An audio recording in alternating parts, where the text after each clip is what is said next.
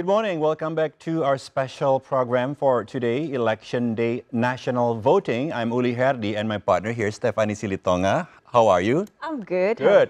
So we are taking over after our colleague earlier, Eda and Luisa, to accompany you for the next 3 hours in monitoring the 2024 simultaneous election.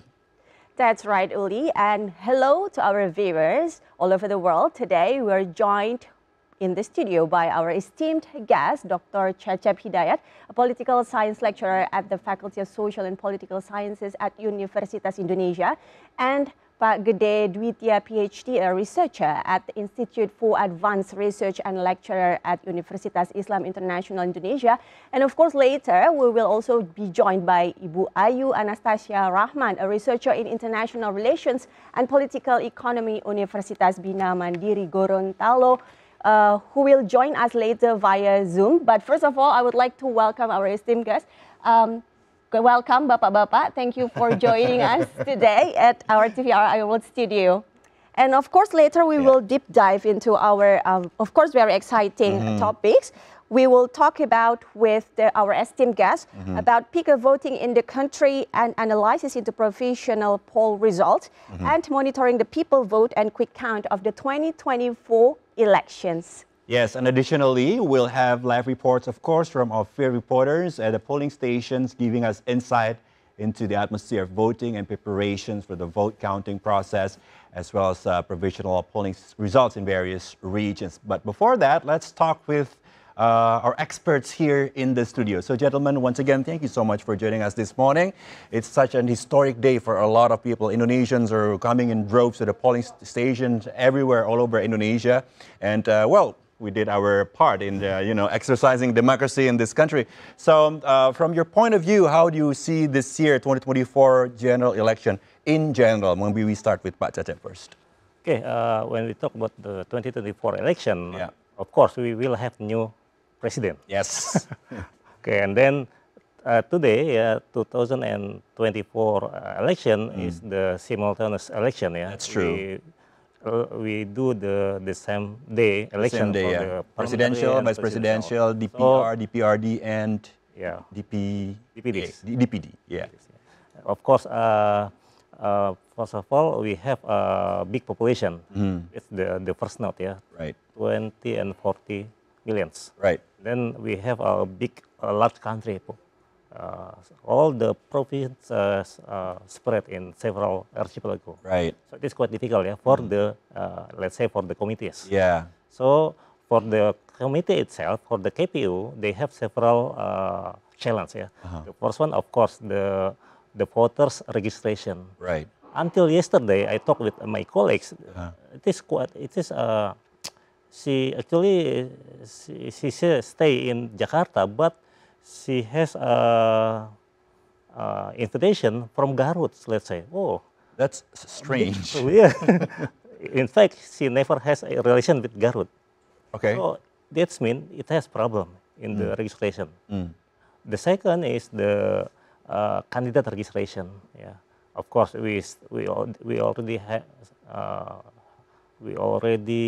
the committee already do the candidate registration since a few months ago. Yeah. And today it is quite difficult because since it's raining in Jakarta area, so several the polling station they don't took the paper of the candidate in the polling station. It is quite difficult for us for the voters to which candidate will we choose for today. The third is the we call it the ballot itself, the paper. It is for the young beside me. It is a senior person. It is quite difficult for her to open the and then to open the ballot and put it, and it is quite difficult.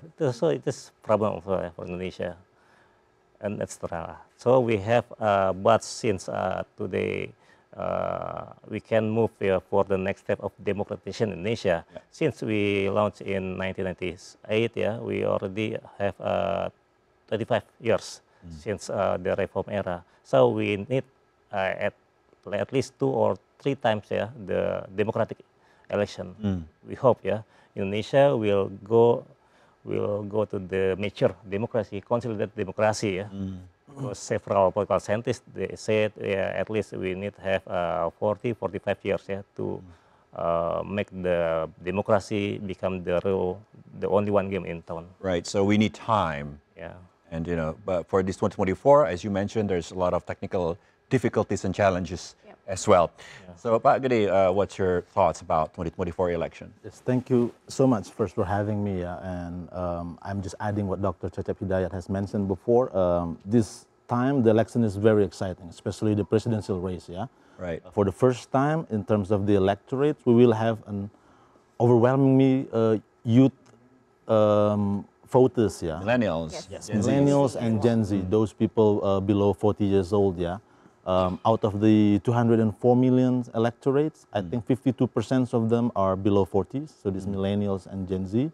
And that's also the reason why competition in social media is so severe, because to winning hearts and minds of these youth voters, social media is central. And we would like to see who's they're going to vote, what kind of ideal leadership that they would like to have. And that's very critical for Indonesia's democracies, like what Checep has mentioned. We used to expect democratic consolidation in Indonesia, but the last couple of years, the assessment is rather somber, actually. We are experiencing what political observers dub as democratic recession. Okay. And we would like to know, with the new leadership, where Indonesia is heading. So you mentioned from the last couple of years, Yes. Things like that have been happening. Can you elaborate a little bit about what you mean by? For example, we have mentioned about restriction of political expressions in the civil society, and to put it mildly, a handful of something we would not expect in a working, consolidated democracies has been, let's just say, happening in the last couple of years. And we would like to know, with the new leadership that we will have we will probably have in Couple of months. couple of days or in a couple of months. It depends on whether we will have one round election or it's going to be a runoff. Yeah. That's also another exciting That's thing also a where we would like to possibility, see unfold pretty soon. And hopefully, we will have a leadership that lead us to consolidated democracy instead of continuing the democratic recession. Yeah, Pak Checep and also Pak Gede, I would also like to know, because despite of the challenges, like you said, the ballots, and it's perhaps like it's a bit challenging for voters to actually choose their preferences for the president and vice presidents. And what about also, because now we also have like young voters, right? Like you also already mentioned, Pak Gede. So how do you think this will actually influence the way they make up their decisions to vote for their preferred presidential and vice presidential candidates? Maybe I'll go to Pak Checep first. When we talk about, of course, like Pak Gede said before, for this election, we will have the major voters, from the Gen Z and Millennials. Right. millennials, and then refer to some pollster, actually, the millennials, of course, it will be the first election for them, some of them, of course, and then they have several issues, for the millennials itself. The first one, they need to have the anti-corruption still the big issue for them. Okay. Then also the environmental issue. Okay. For them. And then that's I think beside that also the price and also the jobs, Cost of living. Yeah. No, the jobs and prices. I mean the scarcity to find the jobs and also the price in the market. So these top 4 issues for the Gen Z And millennials. yeah. Okay. So I think and then how they got the information. Most of them, they use the social media. And TikTok is the biggest social media for them. That's true. And then, so because of that, some these three pairs of the presidential, they use the media, social media, let's say TikTok. Yeah. And also they live in TikTok and also Instagram live, yeah. Right. And then That's true, they yeah. try to get voters, yeah, from these types of voters, yeah. So, Yeah, like compared to say 10 years back, there are yeah. much more information on the internet for the young voters to have more to make a decision. But also, some of them complain that there's too much information. Yes. That you don't know what's real, what's not real, what's the truth, what's Overloaded not. as well, Yeah, yes. what's and every side's try to build a narration about something. So, what do you think about that, Pak? yeah, I think today, because of the social media, actually they have challenge, yeah, a lot of hoax and also disinformation. Right. So it is a challenge for the Gen Z, for the millennial to try to check and recheck again the news they got, yeah. Because democracy, it is like the coin with two faces. It has a good news and bad news, yeah. Okay. The good news, of course, you got a lot of information in a very quick time. Yeah. But the bad news, you also have the hoax and also disinformation. So these voters need to make a expression, yeah. Not more selective. Pak Gede, you want to jump into the topic? Yeah, definitely. I think Pak Cecep is absolutely right, yeah, regarding our young electorates. There are two important things when we encounter them. First is what types of issues that they are concerned with, but also at the same time, how do we reach them? How do we communicate with them? These issues are especially important for political consultants, but also for the three pair of tickets running for presidential race. Yeah, Right. And Pak Cecep is absolutely right in terms of how these millennials and Gen Z communicate. TikTok is arguably the most popular medium. Indonesia ranks second in terms of the numbers of TikTok users. The first is the US, around 120 something millions, and Indonesia is like 112 million users.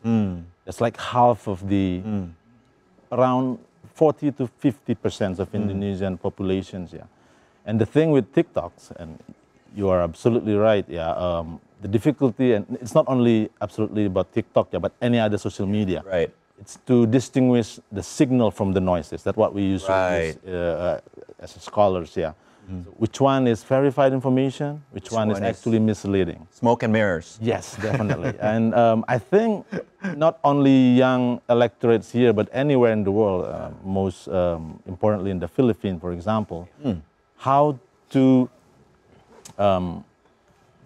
to distinguish Right, right. those tsunamis of information, Right. if you will, right? And I don't think it's an easy task Right. for any given young electorate, especially if this is the first time to cast votes. Yeah. So I'm sympathetic to those millennials and Gen Z out there. Yeah, it's not an easy choice. It's interesting that Pak Gede mentioned about what happened in the Philippines because a lot of people here have been comparing some of the, Yes. they say, the gimmick of the Indonesian election 2024 to what happened in the Philippines. And some people have complained that the election this year has become gimmicky since, that's the kind of things that people thought we need for social media. So, what do you think about it? Maybe Pak Gede could go first. So this might doesn't sound very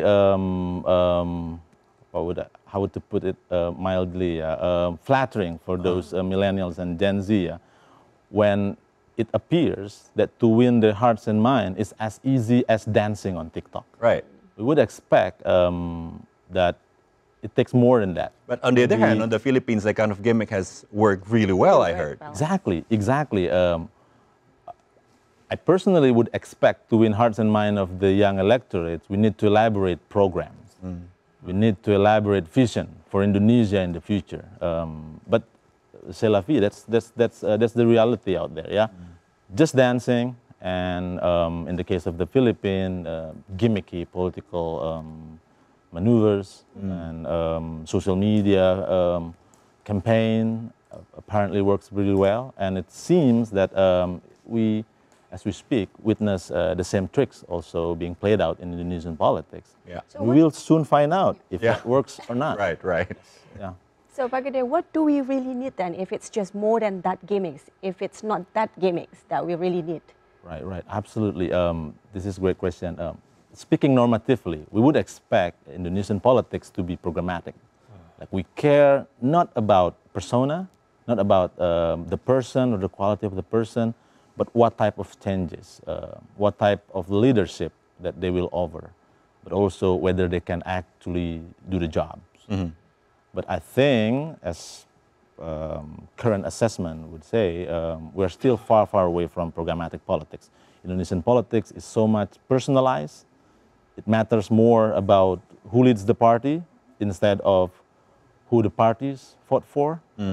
In the scholarship parlance, we call it substantive representation, whether they actually fight for issues instead of,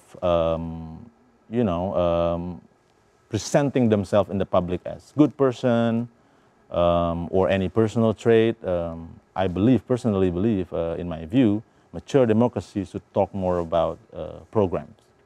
Okay, so we'll be asking Pak Cecep the same question, but before that, let's go into the package. We have interesting news to deliver to you.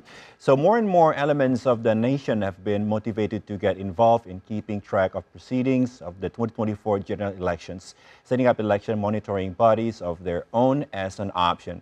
While their presence is permitted in a democracy, their activities should be supportive of and not disruptive towards the constitutionally recognized entity, the Election Supervisory Agency, or Bawaslu.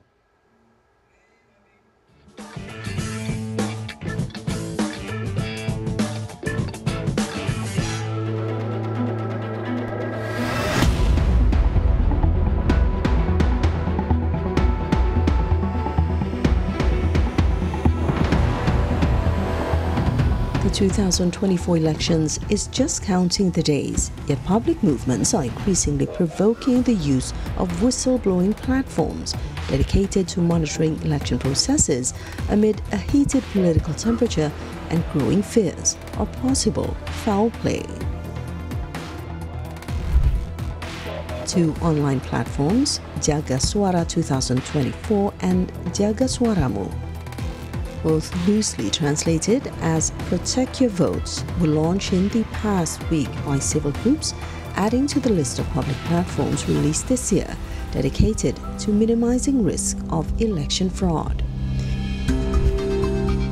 Concerns about the fairness of the election process and the neutrality of state apparatus have only become more apparent less than a month before the election day, not only among voters and activists, but also among the presidential candidates, all three of which have admitted to observing potential violations. On Tuesday, a network of civil groups launched Jaga Suara 2024, a mobile application that invites voters to monitor the ballot counts at polling stations across the country on February 14, 2024. The app allows people to take pictures of the C1 vote tally forms, which record the vote count of each polling station and submit them to Jaga Suara 2024's own database, which will compare the images with data from the General Elections Commission, or KPU. Hadar Nafis Gumai, Executive Director of Network for Democracy and Electoral Integrity, or NetGrid, one of the initiators of Jaga Suara 2024, said, the app is meant to ensure that there are no manipulations, changes, or falsifications at the polling stations. He admitted that with its volunteers will be doing is similar with the tasks performed by the election organizers of the election day. However, the pictures taken by the volunteers will help ensure that the organizers will not commit any deviations. Just a day earlier, another movement called Jaga Suaramu launched a website, jagasuaramu.id, an accompanying mobile app that are designed to keep tabs on the vote counts and can be used to report any alleged foul play by election contenders and political parties or the state apparatus and election organizers.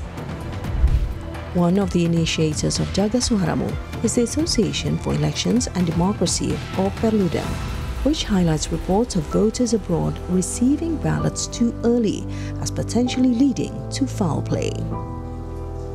Earlier, other networks of civil groups, activists, legal experts and students had launched similar online platforms to encourage stronger public participation in ensuring the upcoming elections are credibly organized.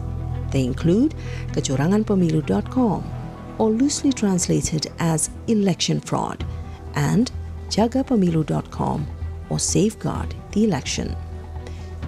Initiator of jagapemilu.com, Luki Jani, asked the Indonesian people to participate in overseeing the whole activities of the 2024 general elections so that they will proceed honestly and with full of integrity.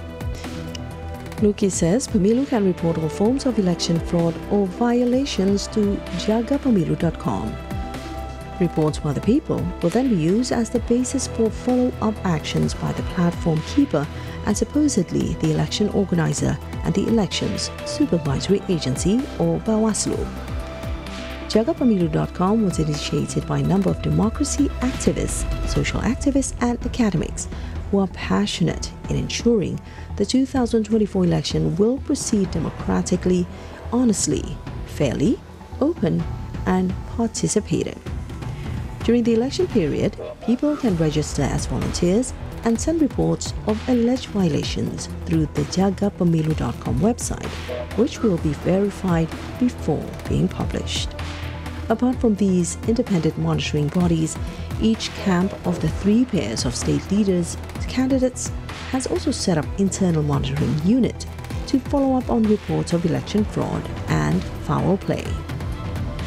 These public initiatives reflect the growing concern about the neutrality of state apparatus and election organizers in the upcoming presidential and legislative elections. Activists have also questioned the capability of Bawaslu to ensure fair play. So far, Bawaslu has received numerous reports of suspected election violations, including those lodged by the campaign team of presidential candidate Ganjar Pranowo and running mate Mahfud MD. The reports allege that civil servants in Takalar, South Sulawesi, and in Batubara and Medan in North Sumatra were acting impartially, following viral video footage of civil servants promising their subordinates perks if they voted for presidential candidate Prabowo Subianto, who is running along with President Joko Widodo's eldest son Gibran Rakabuming Raka. Prabowo has been suspected of disproportionately enjoying the endorsement of the incumbent president, whose brother-in-law, then Constitutional Court Chief Justice Anwar Usman, last year helped pass a ruling that paved the way, among others, for Gibran to run for vice presidency despite not being of age. The camp of presidential candidate Anies Baswedan has also considering lodging a report to Bawaslu about the mysterious removal of his digital billboard advertisements in Jakarta and Bekasi, though later retracted the plan despite public calls to do so. The ads were initiated and paid for by a group of Anies volunteers. The Prabowo-Gibran pair, meanwhile, has filed a complaint against Bawaslu to the Election Organization Ethics Council, or DKPP, for alleged unprofessional conduct while handling an alleged campaign violation when Gibran handed out free milk during a Car Free Day event in Jakarta last month. With the neutrality of state apparatus now questioned from all directions, several groups have reasserted the need for public participation in ensuring fair and accountable elections. Constituently, the task of supervising the organization of the general elections is the domain of the Bawaslu, whose authorities include supervising the election stages, receiving complaints and handling cases of administrative violations, election crimes and code of ethics. These independent agencies, despite their rewarding contribution, should however remain as a supporting element in ensuring fair and just elections.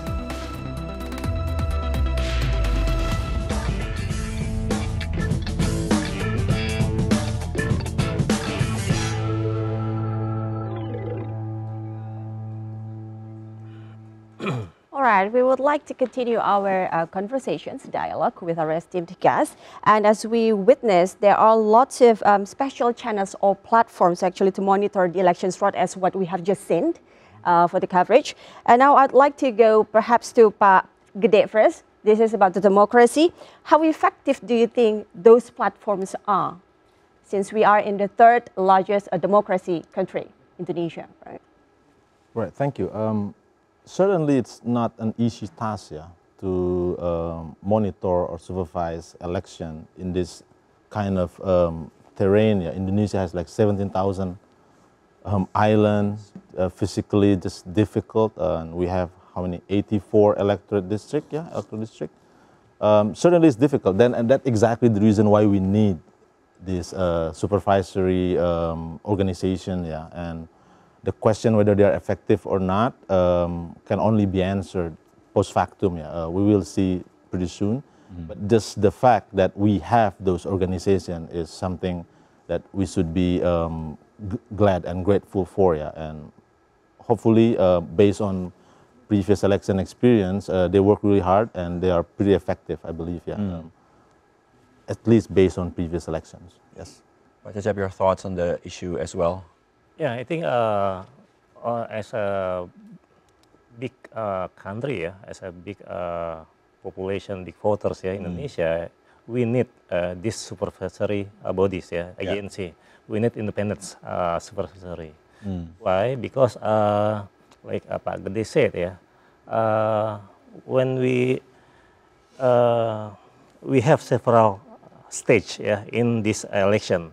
So it is crucial issues, from the preparation, the HD, the D-Day, and after the D-Day, after the election.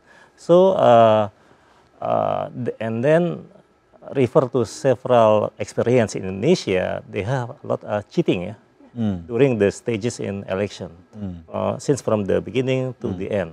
So when we ask the independent monitoring body or agency, we will make this election more qualified. We will create the fair and the free and fair election for Indonesia. So it make the quality of democracy become better and good. So speaking about the quality of democracy, gentlemen, you did your studies outside Indonesia as well. Pak Cecep studied in Europe. You studied in the United States, which has a different democratic system than Indonesia. So how do you see the comparison between what we have now in Indonesia with this young democracy compared to, say, other countries in the world who has a longer time experimenting with democracy? Maybe Pak Gede can explain. Yeah, certainly as a young democracy, Indonesia has a lot to learn. It doesn't mean established democracy like the US is free from problem as well. The US, in fact, as we speak, has a lot of problems.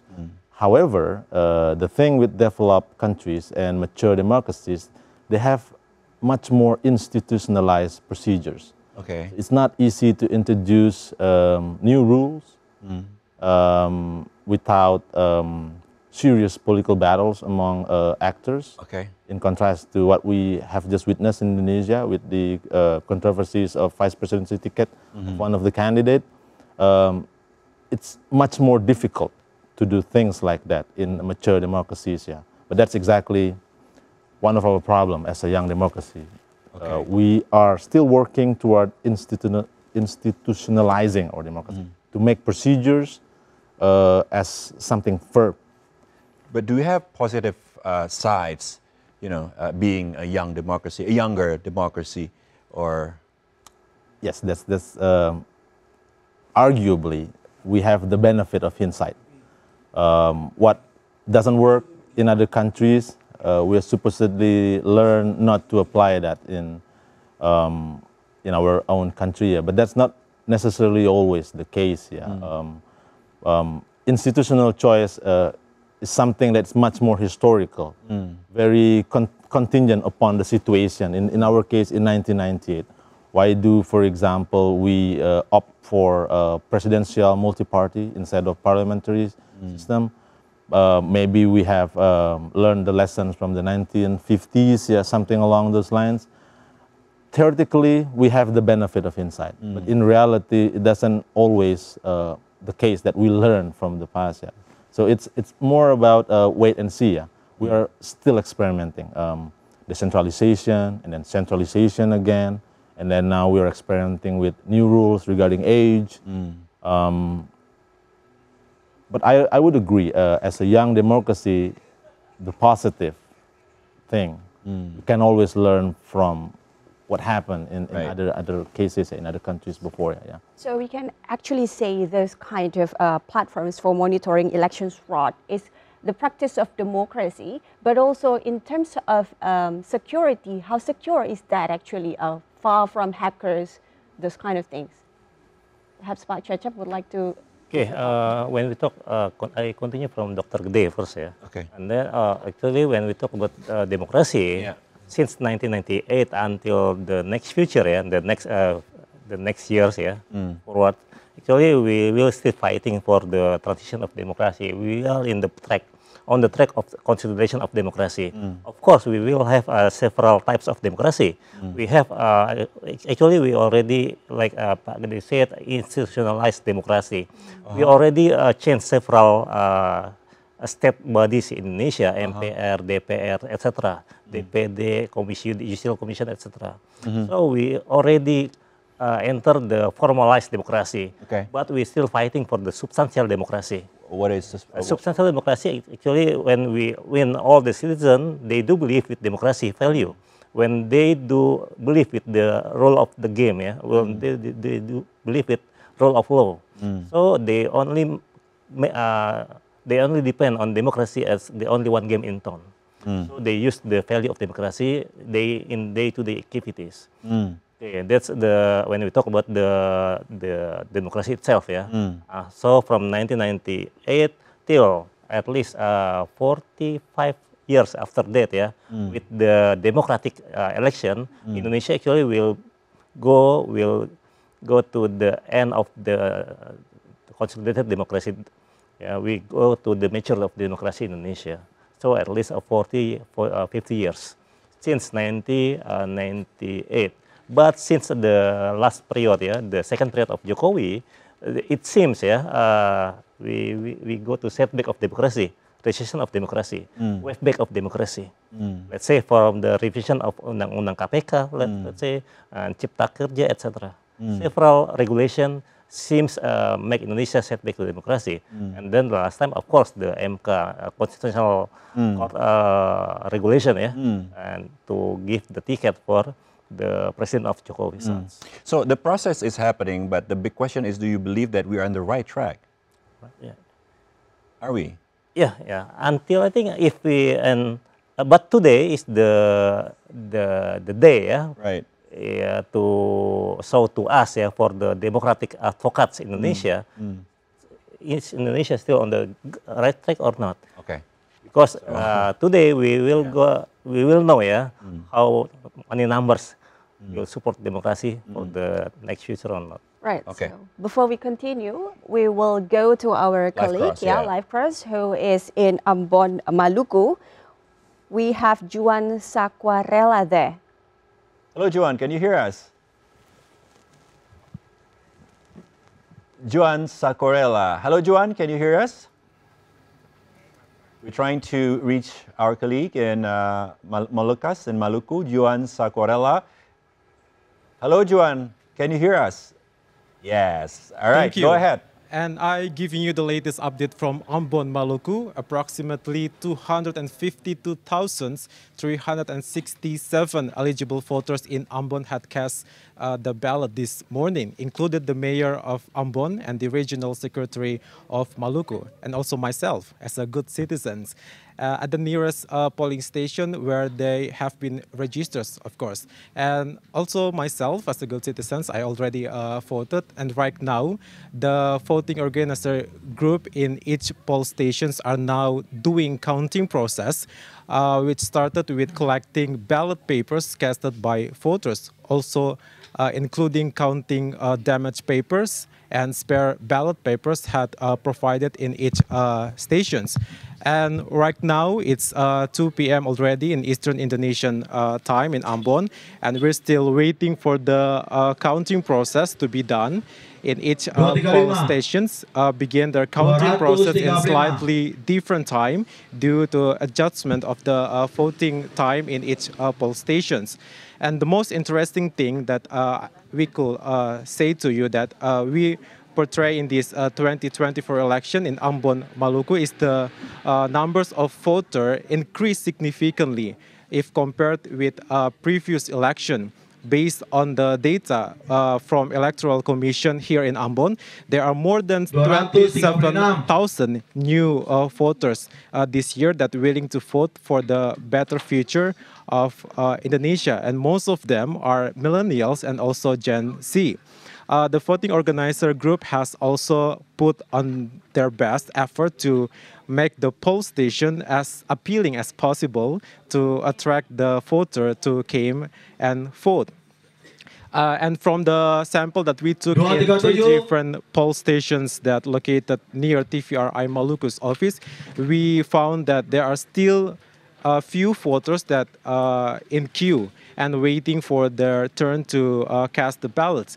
And although technically it's way over the time that expected to close the voting process, but later the counting process will begin from the ballot paper of the president and the vice president and continue to the parliament's ballot papers. And in the meantime, we will continue to giving you an update in the current situations of the counting process from Ambon, Maluku. So let's hope for the best. Reporting live from for TVRI World from Ambon, Maluku, it's me, Juan Sakorela. Thank you very much, Back to Juan you at studio. Sakorela, for your reports from Ambon, Maluku. Uli, I can also see the Valentine decorations there.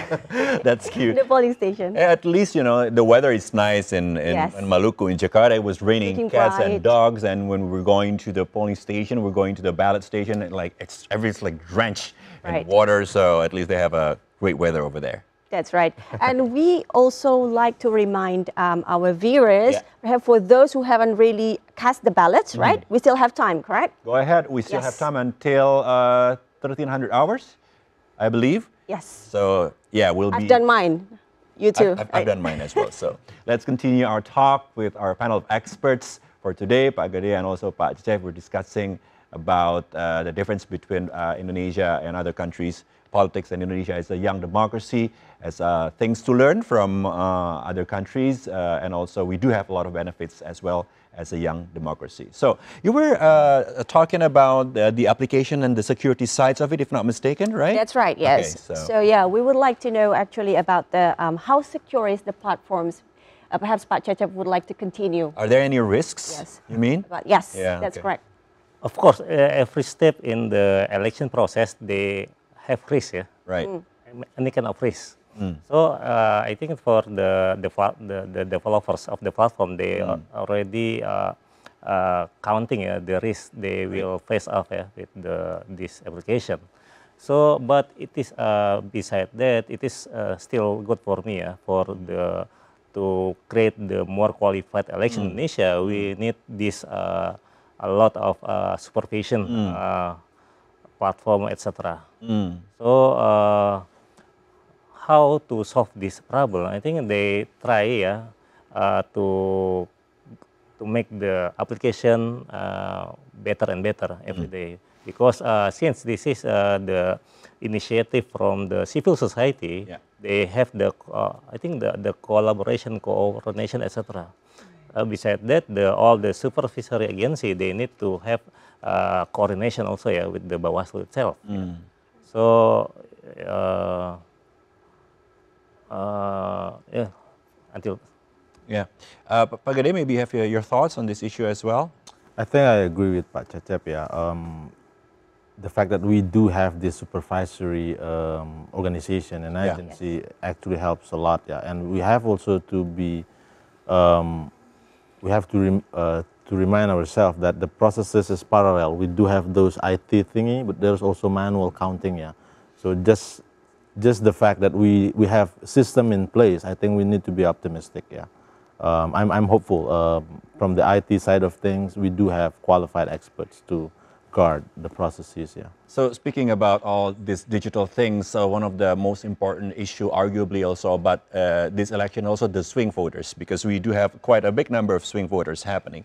So what do you think is the cause of big numbers of swing voters, and approaching this day of the election, how do you think things has developed in that regards? Probably Pak Cecep can explain first about it. Of course, when you talk about the swing voters itself, yeah, refer to several poster, launched by, I think last week they still launched the last survey, for several portal. The swing voters still have more than 10%, I think, yeah, the numbers, yeah. And then until the last movie, Dirty Votes, I think it will have impact, yeah, to the swing voters, but for the middle class voters, I think.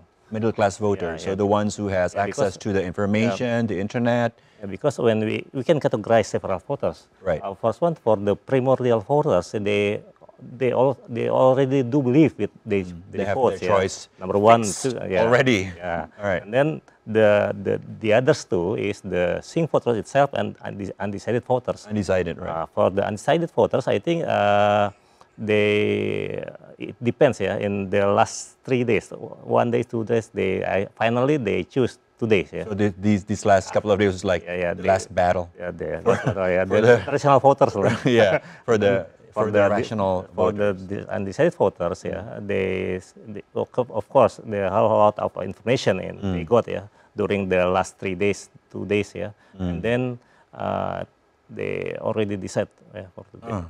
Pak Gede, your thoughts? I mean, the last time I checked the data, the numbers of swing voters, by which we mean those voters who can change their mind at the very last minute, the numbers is, I think, below 10%. The most important fact, one ticket, Prabowo and Gibran, if we were to believe current national polling surveys, they lead comfortably above 20%. All right. So those swing voters doesn't really matter in terms of who we believe lead the race, but it would matter in terms of whether it's going to be one round or a runoff, second round. So that they matter the most. But I think most importantly, in my personal view, is not the swing voters, but the voter turns out. Okay. Prabowo Gibran ticket depends heavily on these young voters. The millennials and Gen Z. Millennials and Gen Z. And traditionally, they don't always show up for various reasons. Okay. So the voter turnout doesn't have to be necessarily high. So we will like to see whether they go out and vote this time. Really good to the this time balance. around. So, yes. So the noise on the social media maybe not necessarily reflect the reality. Are you saying? So that's what we want to find out today. Whether they will overwhelmingly go out and cast their ballots. Yeah. And then that affects definitely the number of the electability rating of each of the presidential candidates. Remember again, this is 50% of those 204 million electorates. That's a big number. Yeah.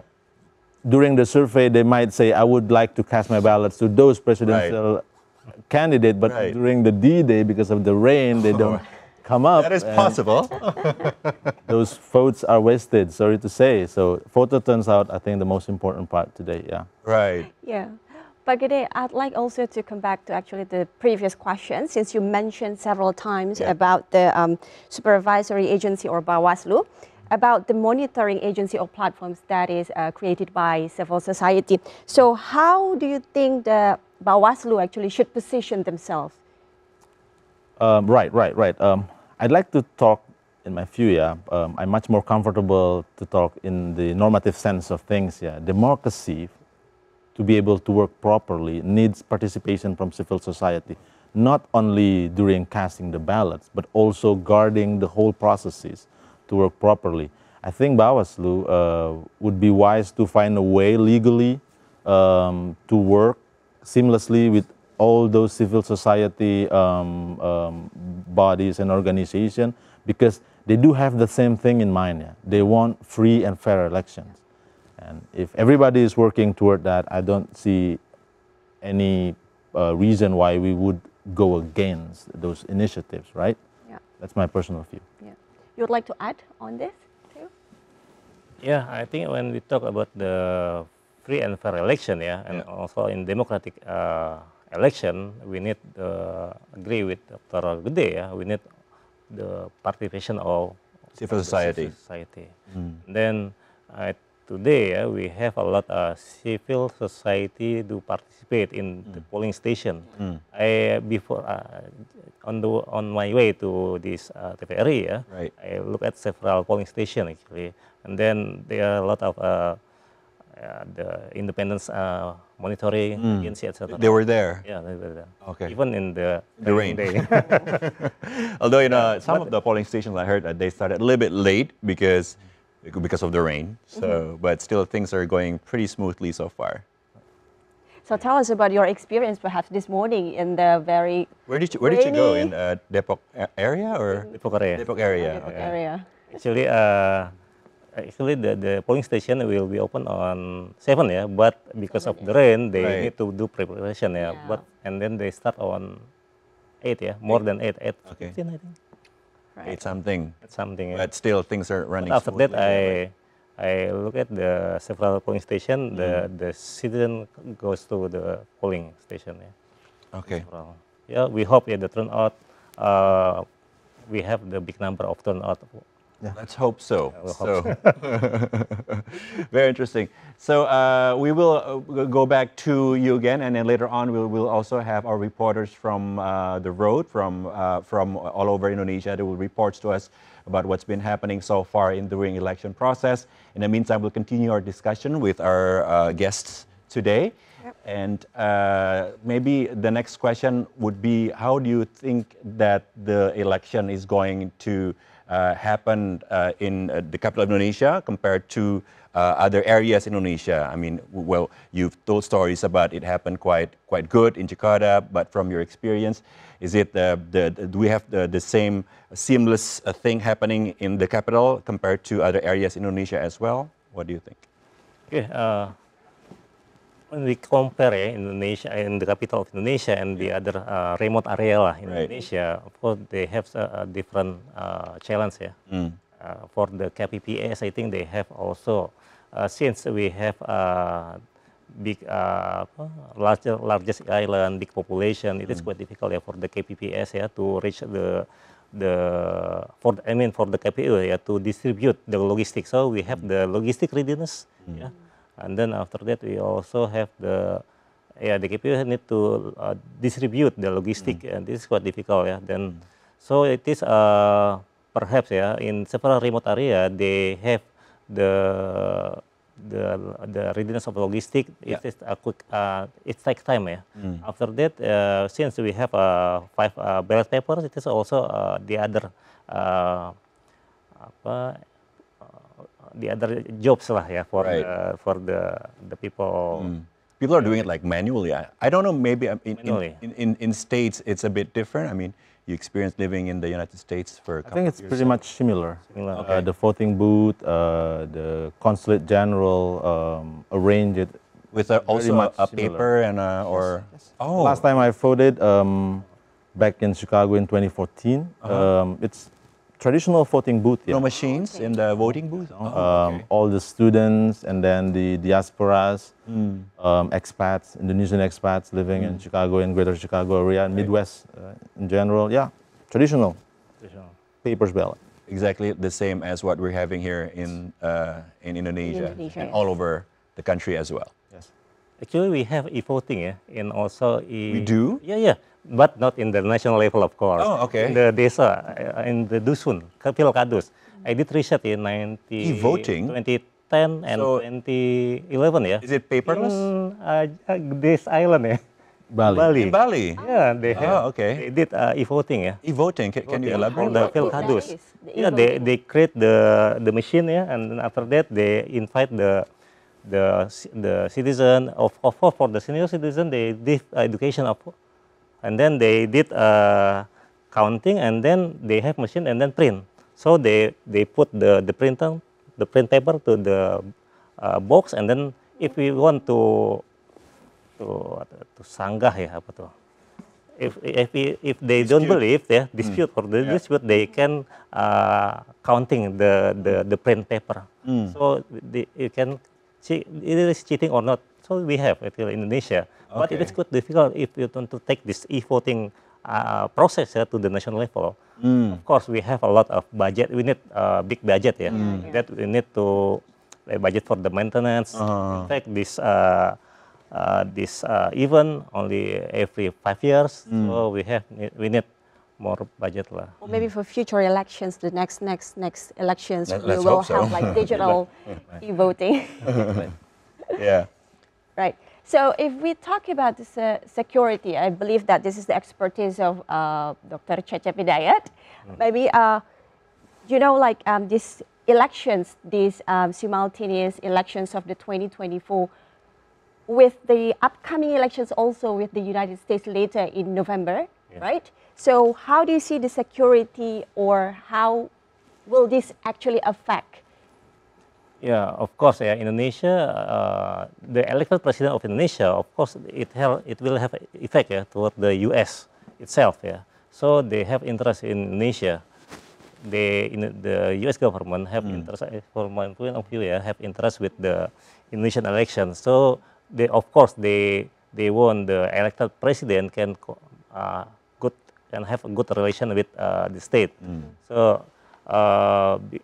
Because the other side, when we talk about geopolitics in the region, America is still try to lead the geopolitics in this region. They fight with the China itself, In all over the world, or just in the several region? In several regions, and then for the Asia Pacific, for the Indonesia itself, they have fighting with the China itself.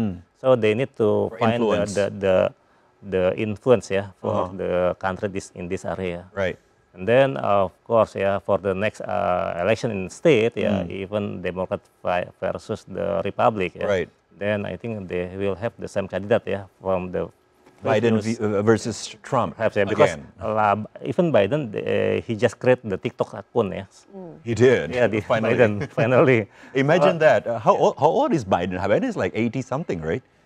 Biden, yes. Joe Biden is like 80 something. 80 something, and he has a TikTok account, so that's all the good they do with TikToks. That is interesting. Influence. Yeah. Okay, so yeah, continuing your when the Republics won the election, of course the issue they seems to become the Eagles. The Eagles. What is the Eagles? I mean, for the Republic, the heavy of the budget will be for the defense budget compared to the Democrats. For the Democrat, they seems like the doves. The issue, if they won the election, become mostly for the welfare, the health issues for the budget. So welfare versus defense. Yeah, perhaps. Yeah, and then back to the Republic, if they won the election, of course, they already in the first term of Biden, they create several defense pack in this Asia Pacific, what AUKUS, US, UK, etc. So they create the defense cooperation with several countries in this region. So they must have a scenario for if they won the election, and then which one from these three pairs of presidential candidate in Indonesia won the election. So they try to make a good relationship. Speaking about defense, we have three different presidential and vice presidential hopefuls. From your point of view, what are the probable differences in defense from these three different? From each of the different candidates. Okay, I read several vision from these three pairs of candidates of Indonesia. For the first one, actually they have quite similar lah actually but they create but only the heavy they differentiate.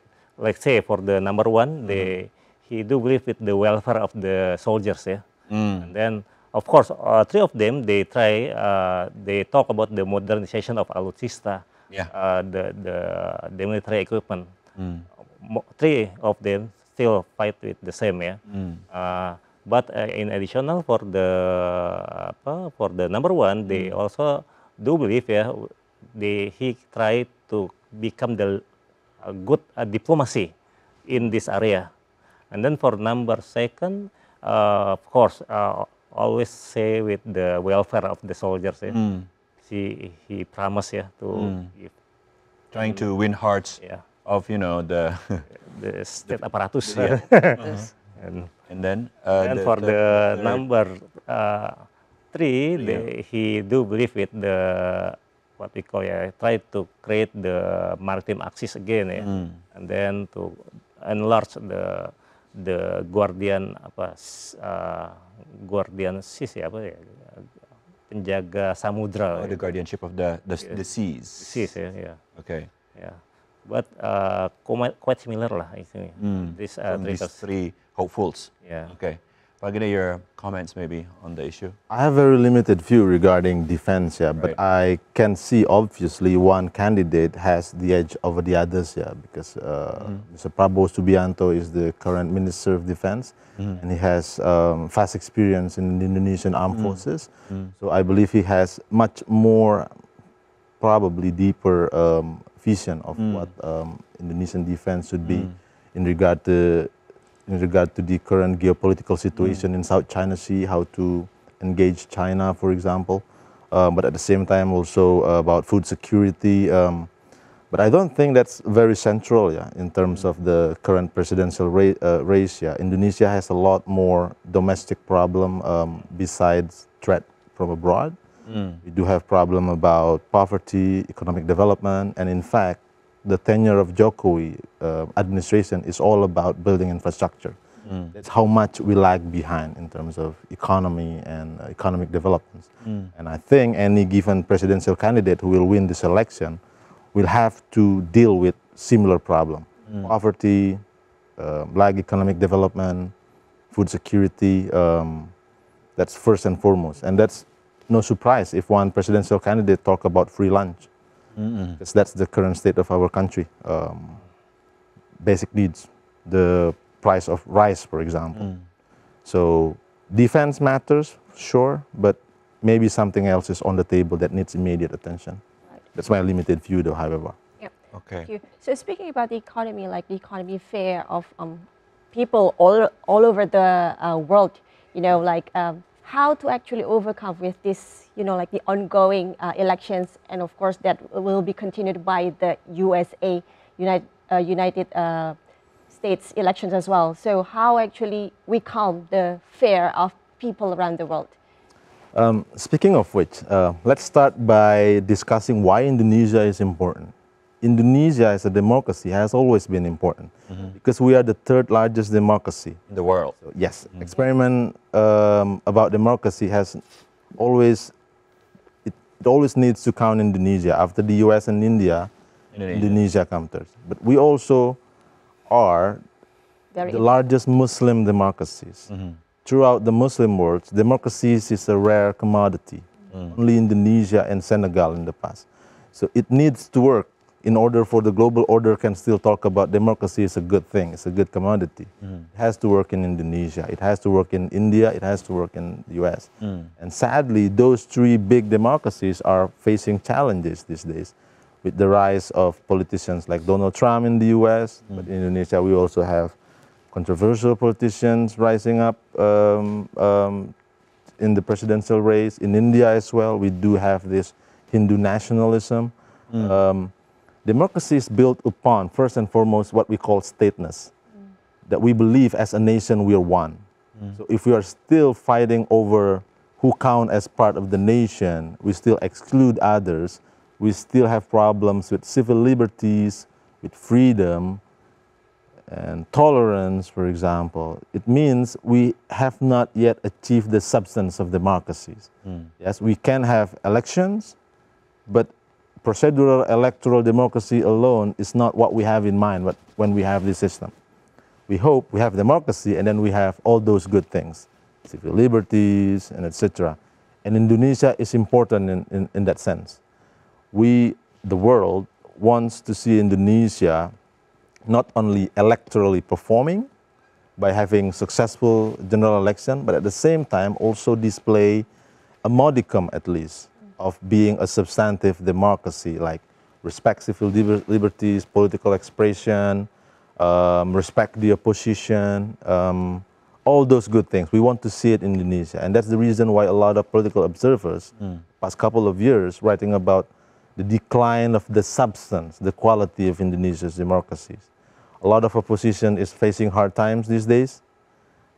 And it should not like that in the substantive, consolidated democracy. Other word to capture democracy, we used to deploy the word institutionalized opposition, by which it means if you are opposing the current administration, you have no fear. You can definitely voice any grievance that you have. You can say, I don't agree with this, I don't agree with that. That's exactly the room for democracy. And sadly, in the past couple of years, we don't see as much. Being an opposition is not that easy anymore.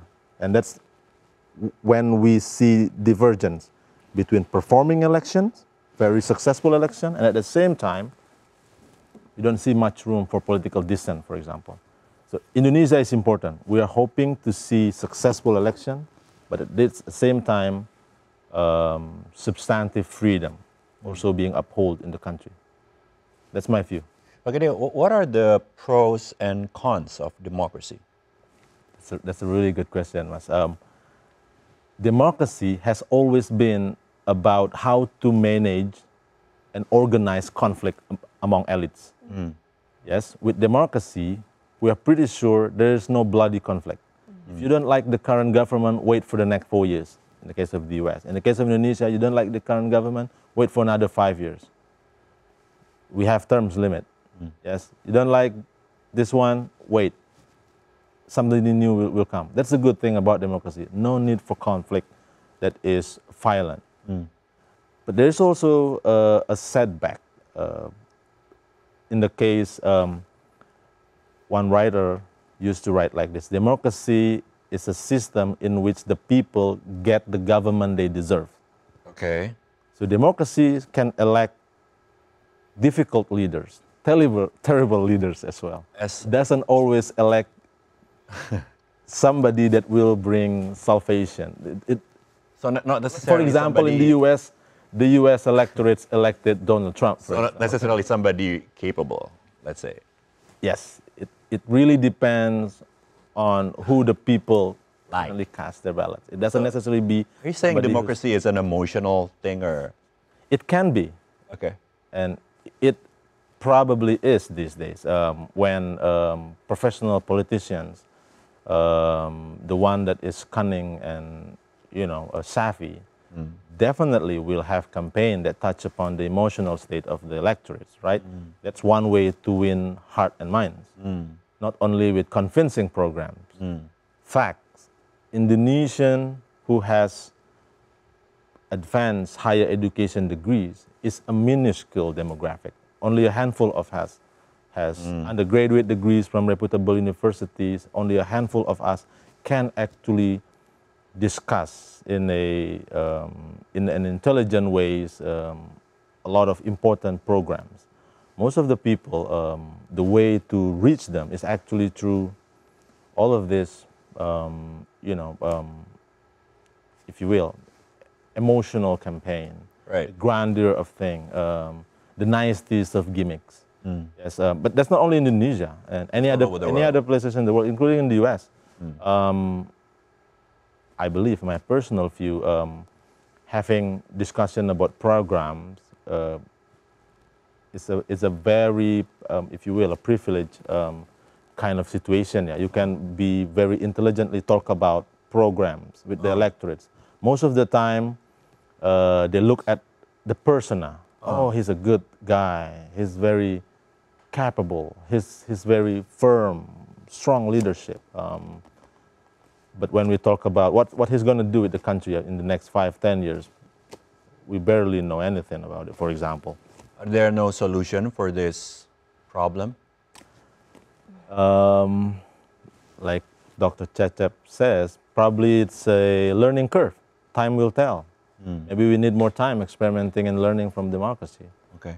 Like Dr. Cecep rightly said, yeah, in the other countries, it takes 40 to 45 years for democracy to be consolidated. We are young democracies, not that young anymore. 25 years, it should be some learning curve. But yeah, takes time. Okay. Pak Cecep, maybe you want to add on this issue as well, Okay. about the pros and cons of democracy. Your thoughts on it? Okay, of course, democracy is not good. When you talk about democracy, is not good choice. Yeah, it is only lesser evils. Yeah. Okay. All the it's Compared to all the other evils. Okay. lesser evil is democracy itself, because Okay. in democracy, Okay. the power is distributed to many. So it is the power is not only consolidated only to one person. Right. So this distribute. This is To the people. yeah, to the people. It's quite good lah. Okay. So in democracy, you can the farmers can become the president, yeah. The Right. actors can become the president. et cetera. Theoretically. Yeah. Right. So okay, let's say for the democracy, it depends yeah on the of course for Indonesia, there are several types of democracy. Okay. Okay, the majority itself or the winners take all yeah, itself. Okay. Yeah, yeah. I mean for Indonesia itself, we use not the simple majority but the absolute majority. Absolute majority. Okay. Then so because of that, actually, number talks. Yeah. So let Dr. Gede said, yeah, perhaps yeah, the emotion of the people, it shows the quality of the democracy itself. Yeah. So the emotional voters are big numbers compared to the rational ones. Okay. Of course, yeah, the challenge for us is the political education. Yeah. So we still fight with the numbers of statistic and social economic statistic of Indonesia people. Yeah. This we're still fighting with the education of our people. Yeah, more than 50 or 30%. Yeah, still from elementary schools. Yeah, from elementary school. So for the high school, I think the 20 something. Yeah, and then for the highest the education. Yeah, sarjana, bachelor degree. Goes up is only less than 10. Right. So still fighting with these numbers of the education. In the democracy, yeah, when we talk about because of the gimmick, yeah, etc. Right. It is, and then let's say for the millennials and Gen Z, yeah, I Right. try to talk back from Natalia, and actually refer to several psychology. Yeah. There are several characteristics for the millennials and Gen Z. Okay. They just interest with the short visual, etc. They try so because of that, TikToks got the Highest. yeah, the highest TikToks become the good entry point for the politician. So it is become the drugs, yeah. Well, I mean for this the exit the gate, yeah, for this millennial. So it is like the key and the lock, yeah. So and then refer to Indonesia, we have also source memory because of memory. yeah, because yeah, several campaign, yeah, they did during the last day of the campaign. And Right. also let's say for the vote dirty vote, they just launched film. they've been 3 days, yeah, Right. etc. Because in this era, yeah, in the short day, people hopefully this I don't know who was the politician who have this idea, but they hopefully they will affect, yeah, to the voters. Oh. Besides the turnout of the voters, of course they try to get voters, yeah, vote getter from several strategy during the last day of campaign and also the quiet days. Yeah. The timing is everything also Yeah. to sway the voters Yeah. closing to the D-Day today. Wow. Okay. Very interesting conversations, dialogue. But now, Uli, I think we Yes. have to take a break, All right. short break. Please stay with us because we will come back with many more interesting We'll dialogues. be right back.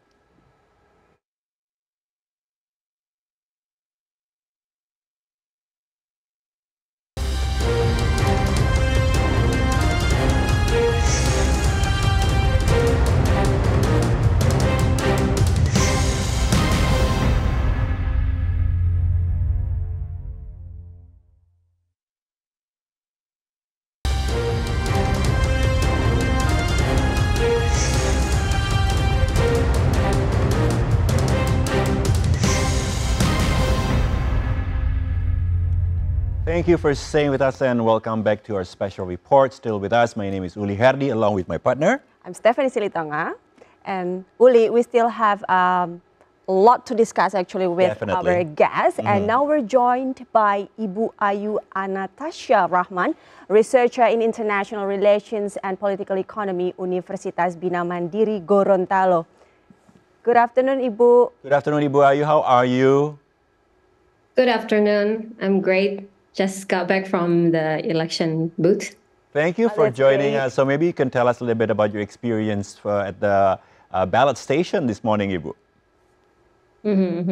I think it feels like I just got back from the mosque after Lebaran or after Idul Fitri because a lot of family are coming back to Gorontalo where I live now just to vote. So they're using their votes now. I've known some people who are going back to their hometown just for the sake of voting. So I think it's giving me a very vibrant year because in this 2024 we will be seeing not only national election but also regional election. So if it is a party, then we will be party a lot. That's good to hear, Ibu. We've been having discussion here on the studio as well with Pak Gede and also with Pak Cecep. But we haven't asked you about what you think in general about this year 2024 election, Ibu Ayu. So from my line of work, which is in international relations, the year of 2024 is a pivotal year that affects the world's geopolitical landscape, especially because there are over 60 countries that will be holding election to choose their presidents. And 7 of them are coming from the country with the largest population, one of which is Indonesia.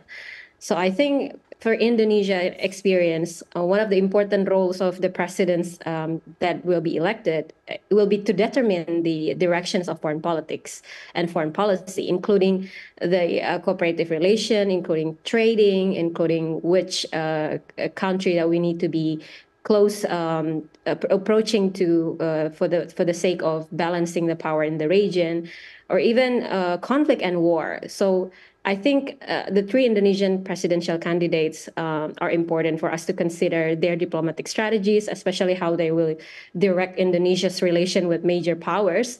Considering right now the global geopolitical situations are also is another issue to talk about, since there is a conflict, a war practically in the Middle East.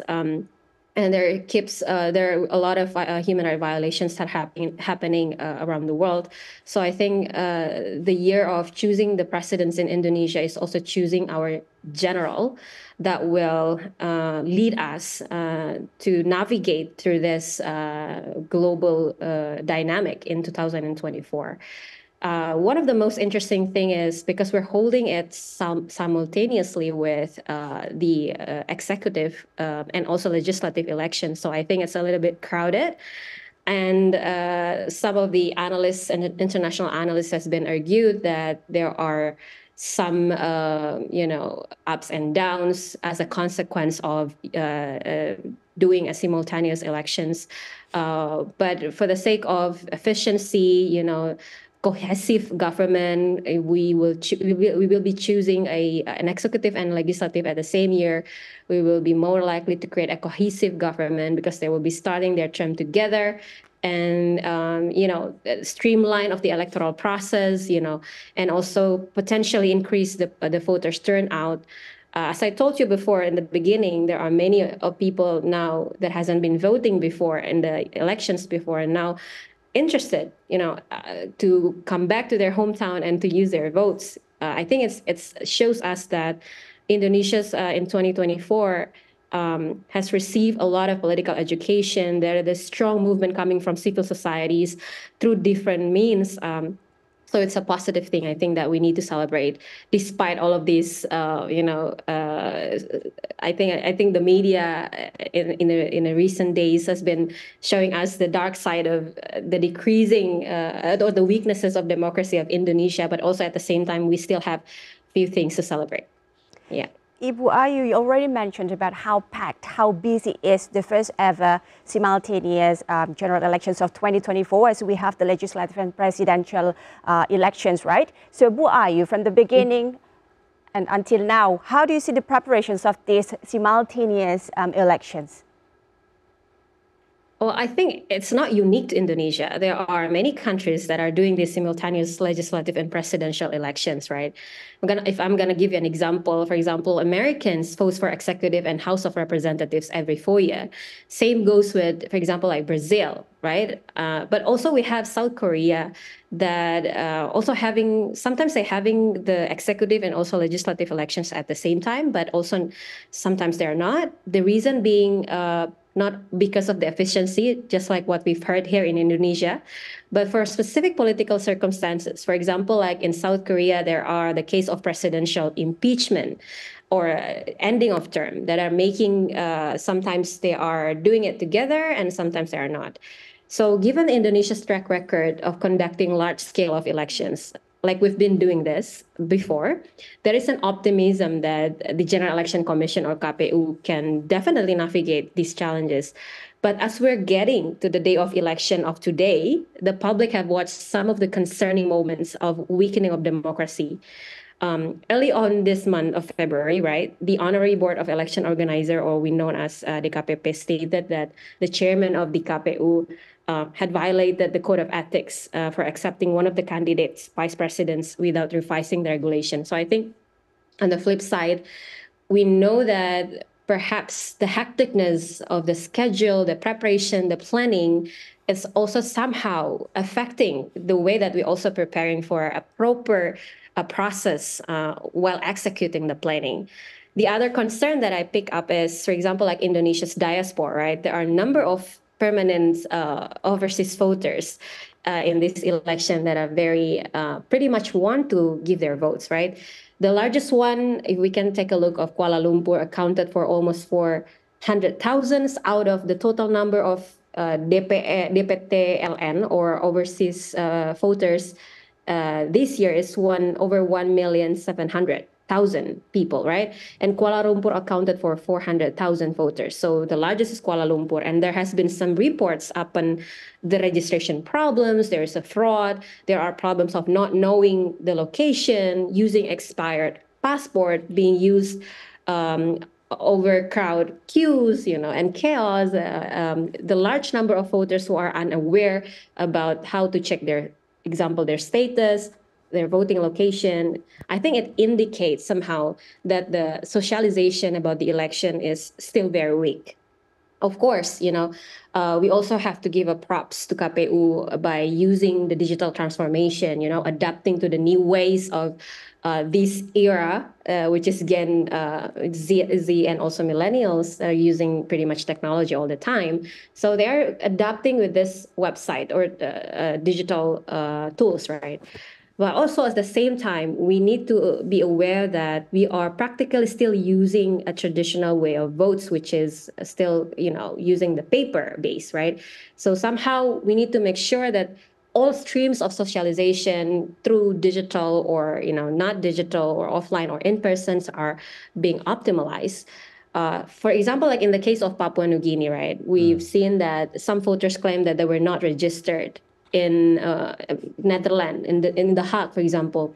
There are voting procedure lasted. I think some of my friends came back at 7 p.m. So in the evening, right? So I think the consequence of having a packed and crowded process of elections at the same time is not only that we need more human resources in terms of capacity, but we need to make sure that we assign the right job to the right person. For example, in my election booth, right, the way that they organize it, I see like a lots of people, KPPS, are sitting down. However, the queues are overcrowded. There are numbers of seats that are empty inside of the place, but people are still queuing. So I didn't really get, what is the use of having too many people at the same time, but not organizing the technicality of doing this election process. Yeah. So, Ibu Ayu, we've had this last couple of months in this, say, this road to ballot. We've witnessed a lot of things that have been done with from the government to ensure that the election goes smoothly. But say, comparing to the last election, what are the things that you feel that Indonesia has done better this year? And what are the things that you think Indonesia could have done a better job during this 2024 election, Ibu Ayu? Wow. I think the first question is, what are we done better, right, compared to the last election? I think because of there is an increasing technological advancement and the use of technology, we have seen some of the civil society organizations are participating in these elections more than before. We have seen some of the civil society are also trying to help the government to educate the society. I think this wave of organic movement probably are more in this election compared to the last elections. And what we also have seen from the candidates, they also try to, apply different methods of campaign. Not only they are doing the baliho things on the street, but right now we have seen them entering different social medias, TikTok, and they're doing a lot of programs that are actively involve more public's participations or involve more civil societies. So I think that's the one that we need to also give a props to we as a country, really. Second of all, I think what we do better, obviously, the way that our mindset work along with digital transformation, because of the government and also the candidates are trying to apply or adjust to the technological advancement. We also see that the government are trying their best to provide more information about candidates in terms of national candidates, the president and the vice president, but also in the regional representative council. We also have seen the website that also run by the KPU, they also show, different candidates in different levels of leaderships. I think previously, perhaps you would see that less than this time. So that's the very technical thing. But I think in more generous or more philosophical levels, I think we learn a lot this time. We have seen that more engagement of society to find out the root of problems when people say that we are our democracy are being weakened by some people, right?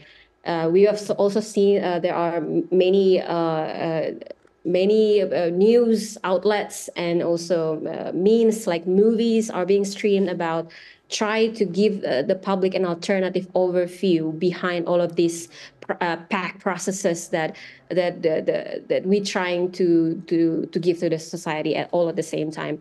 I feel like on the other side or on the flip side, because of the process are very quick and fast, somehow it also affect the judgment of the society.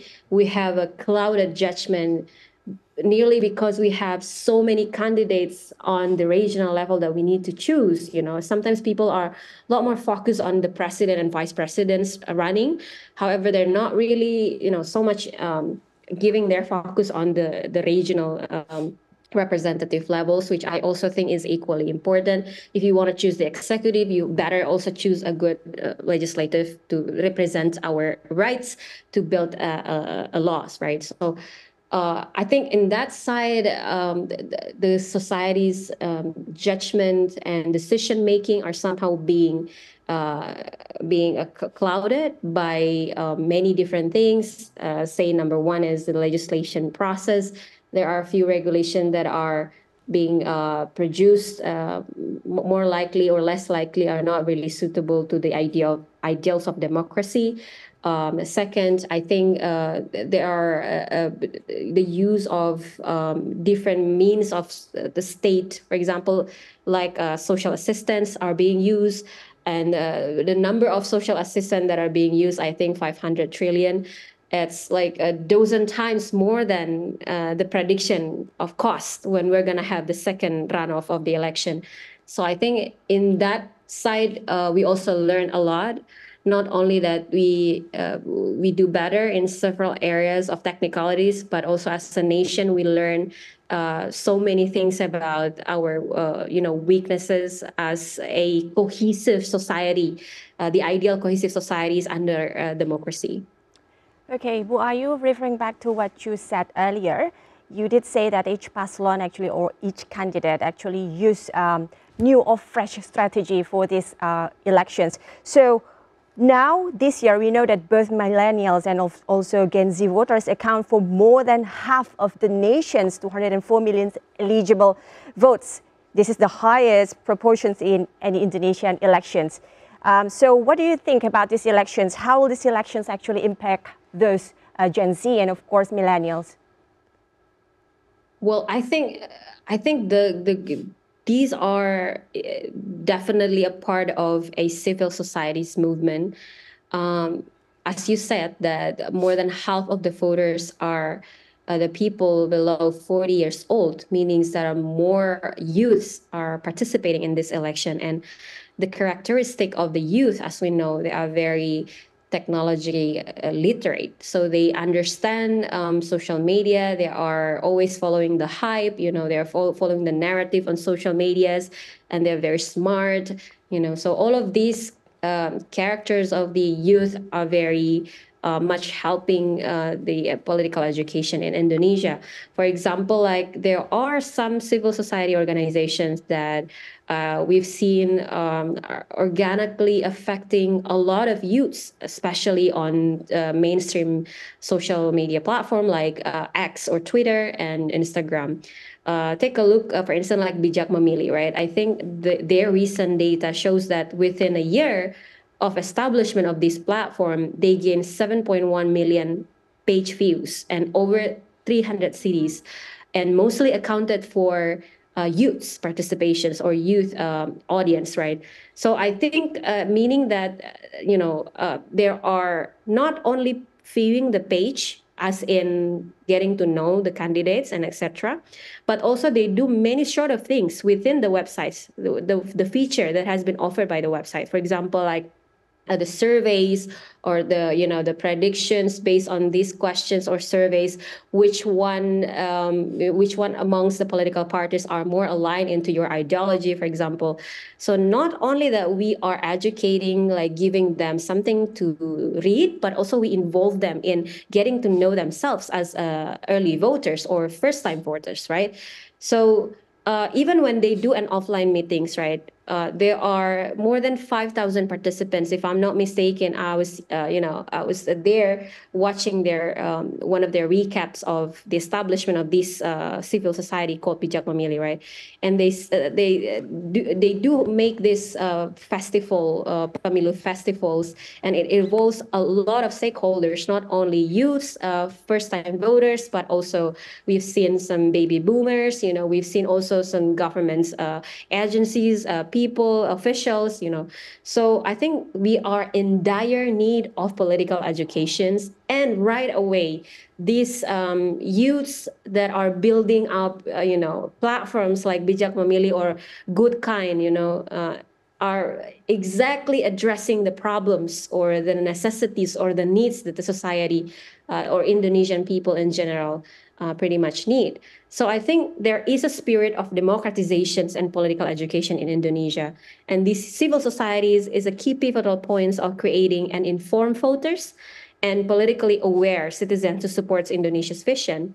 For example, like those who are previously prefer not to giving the vote at all, after they read or that they use this social media or this platform, the website platform, they getting an information, they're getting to know their values and their alignment towards which political parties or which candidates.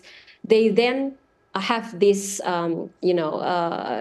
eager to vote. I think pretty much the effect of youths especially through these contributions to our society in 2024, shows that people power is always prominent, right? This organization use their fundings to generate public pressure. Something like the Dirty Vote movies, I think it also create a wave of public pressures in getting to the root of the problem. So what happens in the process of, accepting these candidates into the running of the president or the vice president through media campaigns, public, international advocacy. Not only that they are helping the people in Indonesia in terms of getting more voters turnout or informed voters, internationally, they also have been recognized as a grassroots movement that is participating in a better democracy of Indonesia. They have been featured in few international media outlets like New York Times, and other things. There are a discussion in international stage of how Indonesian youth are currently educating the whole nation by simply, applying their technological, expertise in the election of 2024. Ibu Ayu, last question for this segment. Looking at the three presidential and vice presidential candidates through the lens of international relations, do you see them as different positionings from one pair to another, or are they more or less the same? And what are the ideals? Okay. So I think in terms of international relations, especially, I put a lot of concern towards great powers. United States, China, and also our nearest neighbor, Australia. I think these are the strategic partners that we have seen being mentioned beforehand by these candidates, especially in the presidential debate before, right? So I think, for example, like if I can, do the matrix or the maps between these three candidates, Anies Baswedan, Prabowo, and then Ganjar, I think Anies, they have some correlation in terms of viewing the economic developments and partnerships. All of them are, trying to put the idea of how important the economic development is and how important is diplomacy, how important is being a good neighbors to other countries. I think pretty much three of the candidates agreed towards that. However, there is a nuance in terms of, for example, like foreign investment, right? For Anies Baswedan, for example, in the debate, he shows some concern about the foreign debt of Indonesia, especially towards China, that are being, largely depend on the China's development bank. And also he puts a concern towards there is no diversifications of investments or foreign debts. We are only put all of our eggs into the same bag.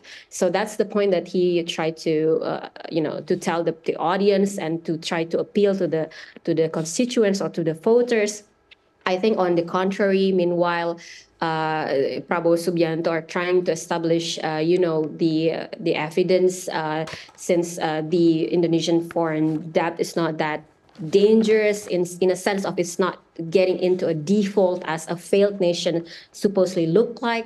So Prabowo are more eager to continue what are the previous efforts done by the previous government, including the economic development projects like the building of the IKN, the building of the transportations, the high speed railroads and train. So I think on the other side, if we take a look of Ganjar Pranowo, one of the most distinct point is he also mentioned about the importance of China's, United States, and also the strategic partners of Indonesia. However, I think he tries to convince that he has a distinct point upon the idea of non-bloc. He wants to focus more on the cultural diplomacy, wants to promote more about popular culture of Indonesia, more into soft diplomacy. So obviously, I think it's obvious because amongst these three, I think Prabowo Subianto has a military background. He's more traditional in a way, approaching the sense of the topics of security.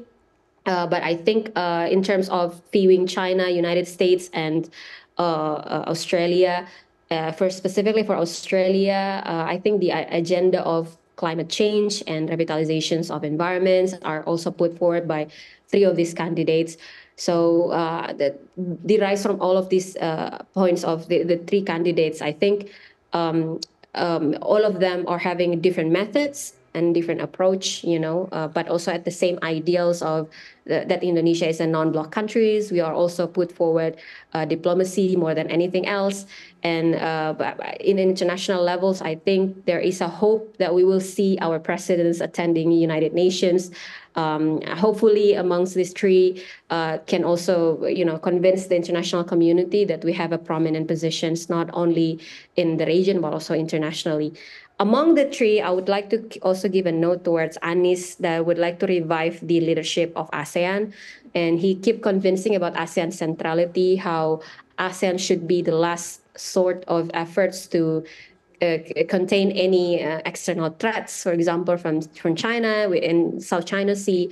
I think it's also good that these three candidates actually having numerous methods to approach in foreign politics of Indonesia. I think later on, whoever will be the president, I think they need to use the others' ideas to complete their own framework of how the international relations is supposedly done by Indonesia. Okay. Ibu Ayu, thank you so much for your time. We appreciate your expertise and insight. Have a great day, Ibu. Thank you. Thank you so much. Ibu Ayu Anastasia Rahman, researcher in international relations and political economy, Universitas Bina Mandiri Gorontalo. That was exciting. That was very comprehensive as well. Thank you. Okay, so move on to our panel of experts in the studio. Thank you for being so patient, gentlemen. We've been talking about the three presidential. It's always interesting when we talk about the three presidential and vice presidential hopefuls. And the three presidential and vice presidential hopefuls, of course, has their own camp, who has done a lot of strategic political behavior during this last couple of months. So how do you see the difference between these three different these three different candidates in having their strategy, and which one is working better so far, in your opinion? Maybe Pak Cecep can go first. Okay, of course, these three pairs of candidates, they have different strategy. But for the first one, let's say for number one, Anies and Caimin, they try to catch up with the millennials, with the Gen Z. Okay. Sak Anies and also Slepet Imin. But Caimin, right. But I mean, let's say Sak Anies, how he tried to interact with the millennial and Gen Z. And he talked to, people. And also in the TikTok's live, Right. With the Ahjusi, Abah online. Abah, I think, Abah online and Abah online, that's right. Ahjusi Tom Lembong, Right. So they try to catch up with then during the last few days of the campaign, they have a lot of catch up with the millennial and Gen Z. So they know they need voters from these types of voters. Right. So these are for the number one. So Right. they try to categorize these types. The second, of course, they have a lot of supporters, but mostly they use the influencer. Influencers. If you see the several campaign, last campaign in big city, they use the influencer, and also the popular artists. Right. So and then they create a big event, and then somebody popular will come with, somebody with a big clout on the Instagram. Hopefully, the influence can have they have the big followers. They will choose the number two itself. Their idols. The idols, Right. Besides the Gomoy dancing. Right. Try with the Gomoy, but I think because since they use the Gomoy more than 1 month, I think it is already goes down, not in the top of the anticlimax, I think. Right. The Gomoy itself. Okay. It worked at the beginning, and then it kind of flopped. Flop. Okay. Okay. So they use the influencer for number, and then the last one, of course they have also Tabrak Prof, Tabrak Mahfud, for catch up with the millennial and Gen Z, and then they also try to create to maintain the PDIP supporters, primordial supporters, in Central Java, etc. So because they know, they fight with Jokowi, because in several campaign, after Ganjar go to the one place, after that followed by Jokowi. So because of that, the Andi Wijayanto said they try to shift, they after Jokowi go to one place and then followed by Ganjar. Right. Because they try to fight with to steal the voters of PDIP. Right. So each camp are trying to play according to each candidate's strengths. Okay, if you talk about the Gen Z, millennial, I think number one, it's quite good, for to catch up with the Gen Z and millennial. Using social media as well. Social media as well. Okay. Number one. Yes. And then follow by number two, because we know, Indonesia, we need idols, Most of the social media Influencers. Right. They still believe with the idols, Right. Because let's say even the biggest YouTubers, they hate they mean one day they use the podcast with number two. Okay. So hopefully they got number. Right. Now, before we go to Pak Gede, we just got informed that we're going to do a live report with our colleague that is now in Hambalang. I believe we have Bramuda Biru. Hello, Bram. Can you hear us? Bramuda, can you hear us?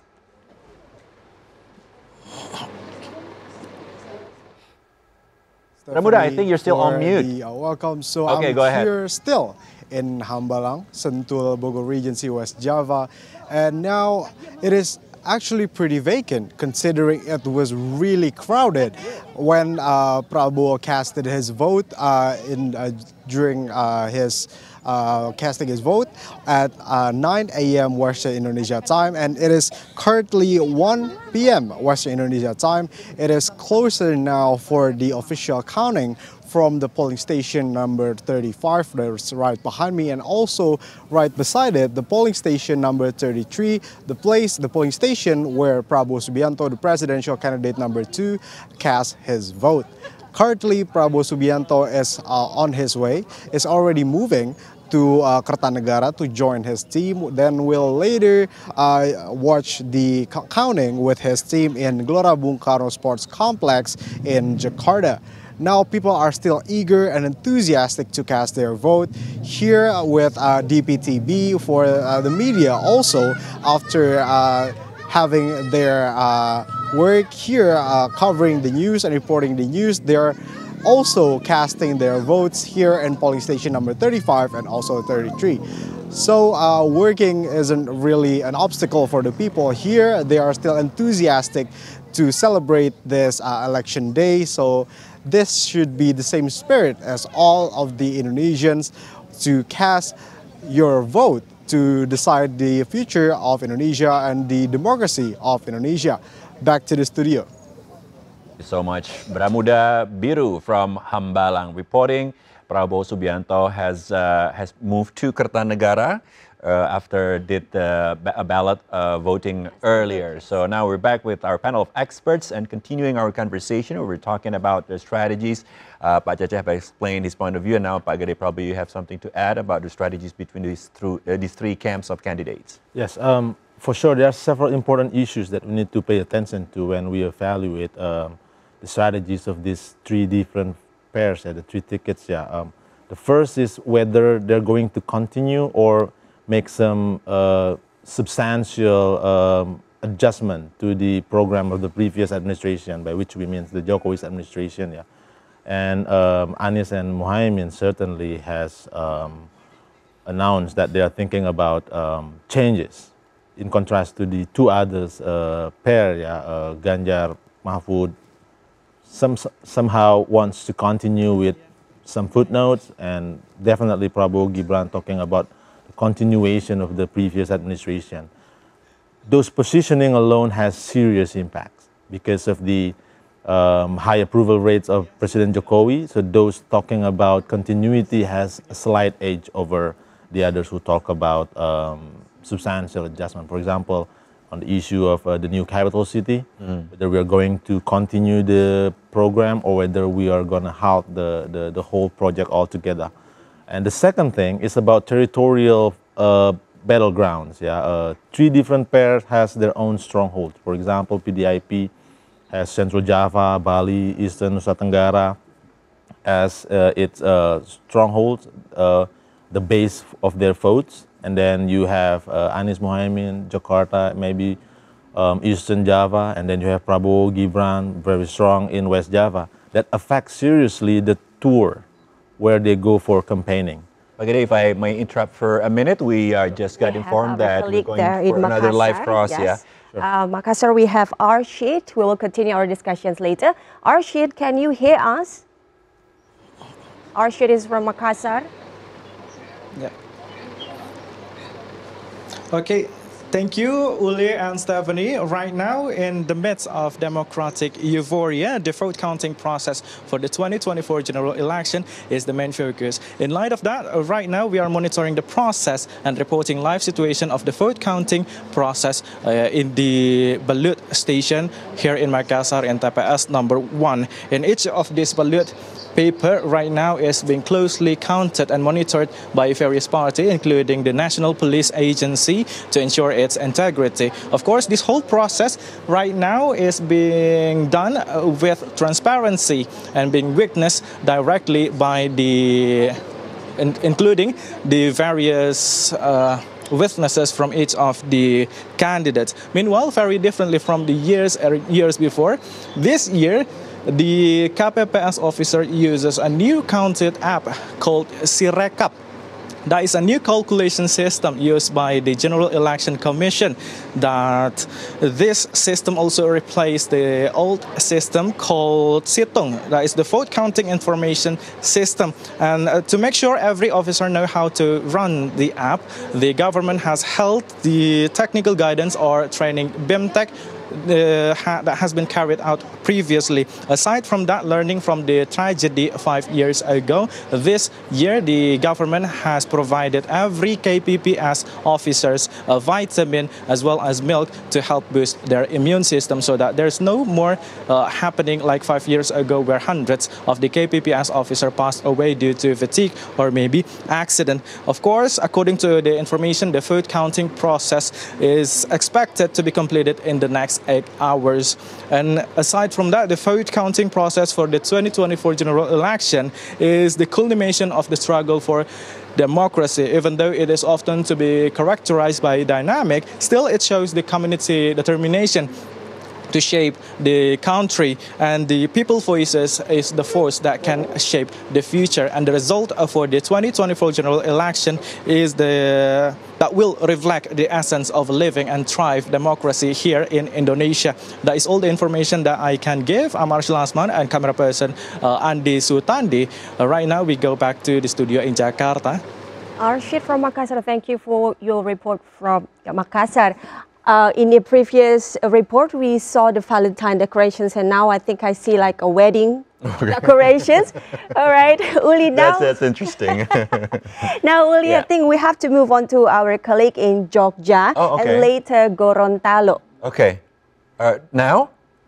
Yeah, I think, yes. One more question for the... Okay. I think we will go to them later, but now I think we will need continue to continue our conversation. Yeah.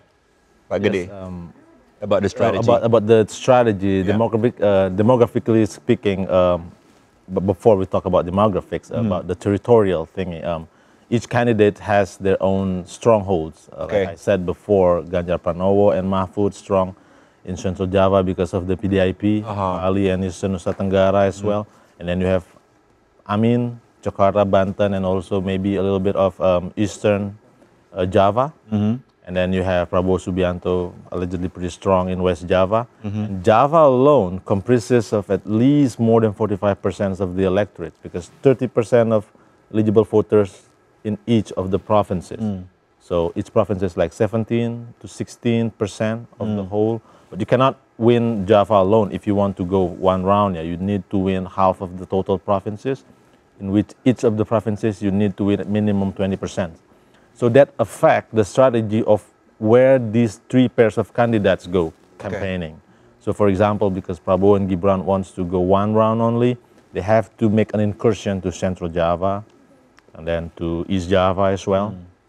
And at the same time, Ganjar Pranowo maybe has to hold the ground, make intensive campaigning in Central Java and Bali. This play its own logic, and each of the political consultants from each camp certainly are aware of this. Also now we talk about demographically. As I mentioned before, we have 52% of 204 million electorates that are millennials and Gen Z, which affect the kind of medium they go through to do the campaigning. TikTok. The platforms. Yes, the platforms. Instead of maybe traditional campaigning of door-to-door canvassing, maybe they throw a substantial amount of resources to their, what we call the pasukan udara, you know, the people who fight on air, through social media platforms, you know, blasting campaigns, messages, and information to target these young millennials. And I think each of the pair of candidates has put serious consideration on their youth campaigning, if you will. But to what extent they are successful, we will see in a couple of hours. That's the three different strategies. First, framing issue. Are you going to continue Jokowi administration, or are you going to make a substantial alternation, changes? Or whether you're going to campaign protecting your ground, or are you going to make incursion to the battlegrounds of other candidates because you want to do one round only? And the last one, whether you seriously put a lot of thought on how to win hearts and minds of the young electorates. Those three things are important for the three campaign consultants. All right. The pair of candidates. Yes. Thank you, Pak Gede, for the explanations. And now I believe we are going to go to Gorontalo. Go to Gorontalo first, and later we'll go to Yogyakarta. Okay, now let's move on to Gorontalo. We have Eka Nur there. Okay.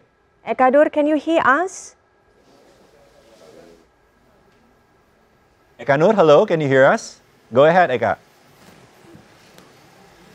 And also we have Aryo Bagus in Yogyakarta. Hi, Aryo, how are you?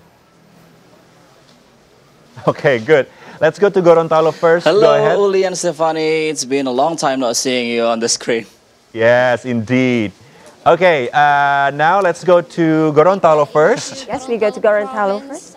General elections right now, and then the province witnessed a rather smooth electoral process with all 3,539 polling stations navigating through the intricacies of casting and counting ballots. Not even the unpredictable weather, throwing heavy rain into the mix, could dampen the spirit of the voters. And then the Gorontalo General Election Commission, or KPU, gave the nod, setting the ambitious goals to a 90% voter turnout, a notable 4% boost from the 2019 figures. The final percentage, however, is hanging in the balance, pending the meticulous calculation at the grassroots level. Now let's shift the spotlight to the action on the ground. I'm reporting live from TPS 009 Ndulomo Utara, Kota Utara, Gorontalo City. The vote counting preparation right now is unfolding seamlessly, with the diligent KPPS or polling station officers steering the ship. They are under the watchful eyes of supervisors and witnesses, ensuring the process maintains its integrity. And so far, it appears that out of the 200 registered voters, or 181 have exercised their democratic right. A tidy wrap-up is anticipated possibly before the nightfall. I'm Eka Kamalasari, joined by Agus Nurdin behind the lens, reporting live for TVRI World. All right, that was a report from Eka Nur from Gorontalo, and previously we were connected with our colleague in Yogyakarta, Aryo Bagus. Yes, Aryo, apologies for the technical difficulties. Go ahead, Aryo, for your report. All right, that's okay, Oli and Stefani. Yes, I am now still reporting at the exact same location where I am reporting previously, or at voting station 106, located in Maguwoharjo, Depok, Sleman, Yogyakarta Special Region, where one of the vice presidential candidates, which is Mahfud MD, also casted his vote here at the place. And from our monitoring at the place now, the voting process has officially done minutes ago, and for both permanent voters list registered at this polling station and additional voters list who casted their vote here, even though they are not residents of the area. And now we are waiting for the committee to perform the closing meeting, or the official closing meeting, after the voting process has officially done. And Uli and Stefani, this polling station has about 274 voters or permanent voters list, as well as 15 additional voters list. And to the moment I'm speaking now, it's not officially counted here by the organizing committee, but I assume, and they assume, that the level of the participation here, or the voters participation, reach about 70 to 80%, which is quite high at this voting station. And the high number of voters participation levels at the place is a result of various efforts done by the polling station organizing committee, or KPPS, as well as the local committee. And one of them is Jemput Bola system, or coming over to collect the vote of those who are not able to come to this voting station due to health issue. Uli, Stefani. Well, Aryo, could you also elaborate more on the vote counting process there?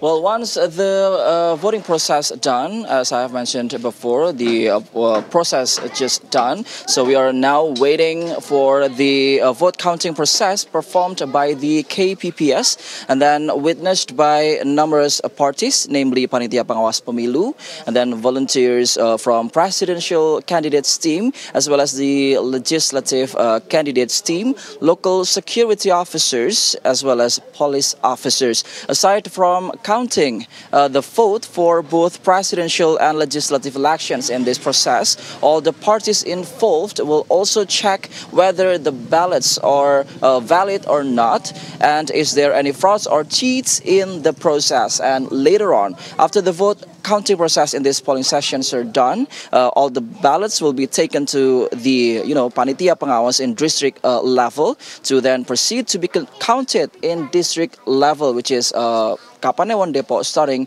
tomorrow. The vote counting process in these polling sessions are about to happen minutes from now, because we are still waiting for one of the organizing committee.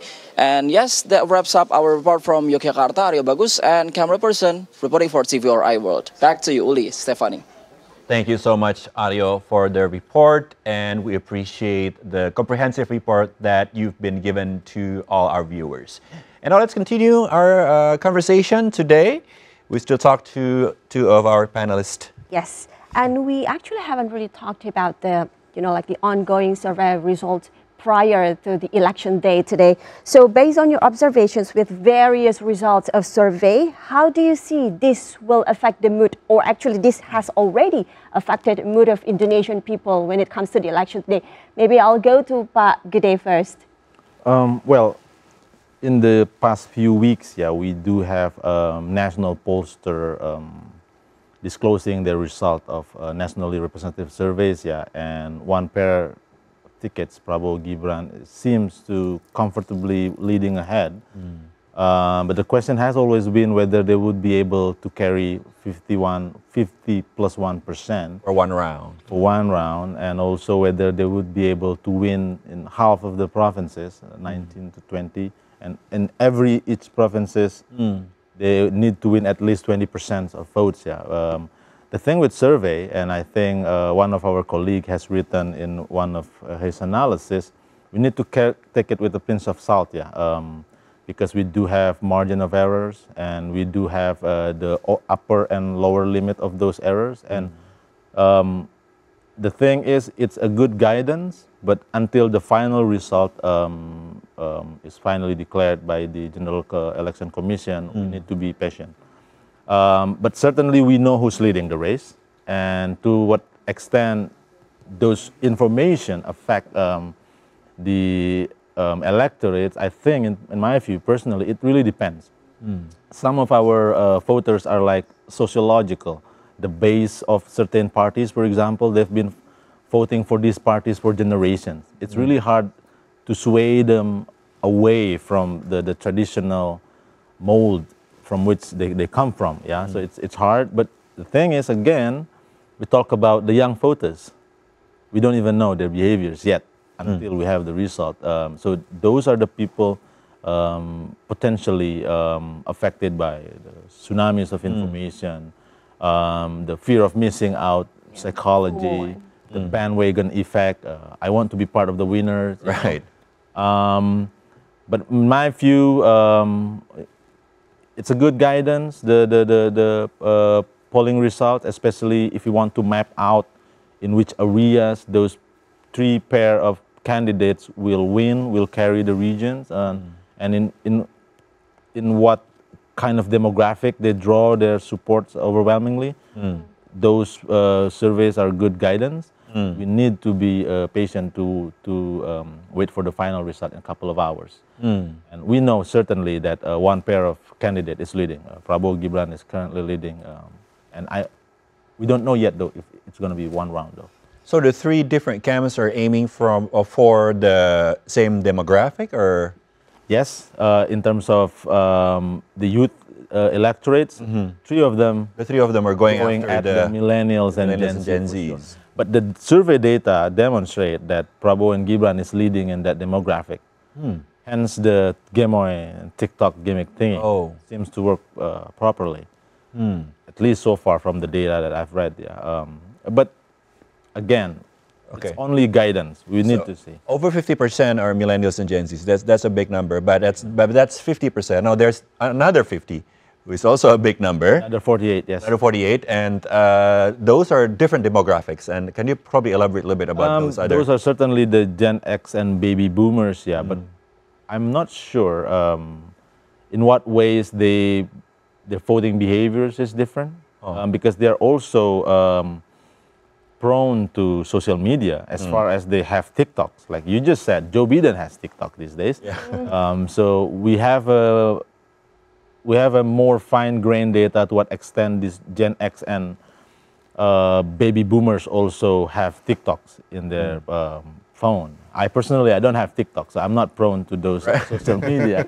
Maybe not yet. I don't know about the others. The thing is, here's the urban-rural divides. Yeah. For example, rural Indonesians, they don't have the privilege of having strong internet connection. They might be less prone to social media campaign, for example.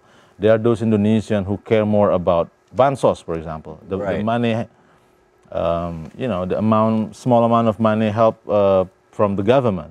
But again, each political consultant and each candidate deploy mixed strategies, right? That's what I said, the udara, the people on the air, but also they have ground workers canvassing and door-to-door knocking, convincing people, also programs, also bansos again. We never know. So they have mixed strategies.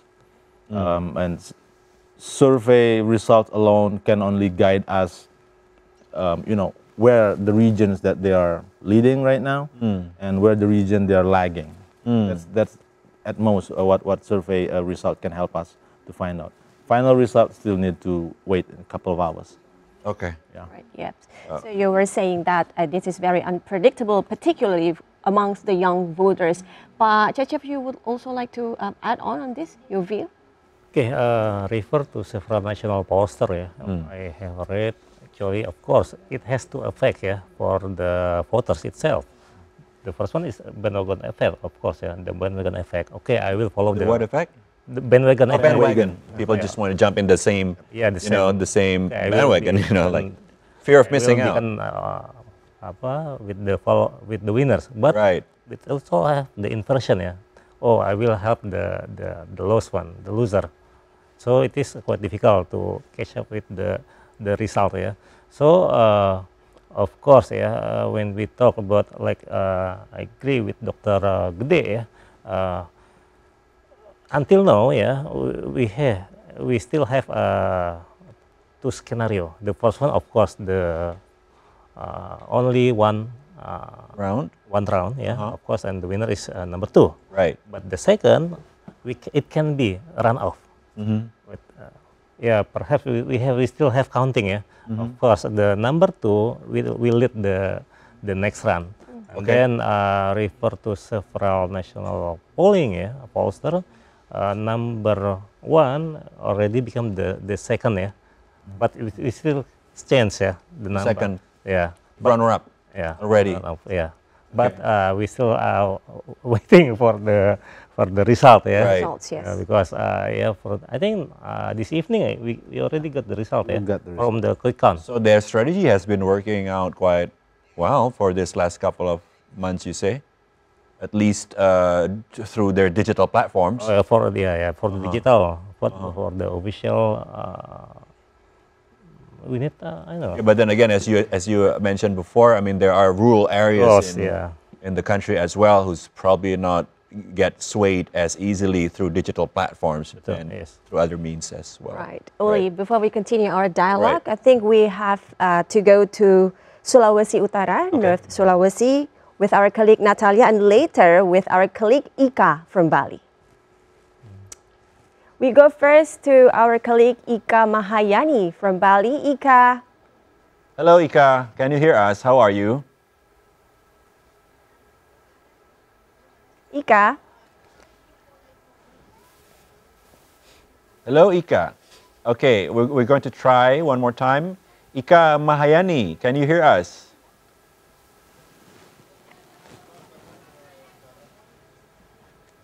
I think a little bit of technical difficulties here.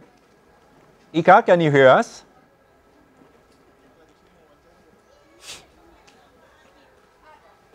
Okay, back to the studio.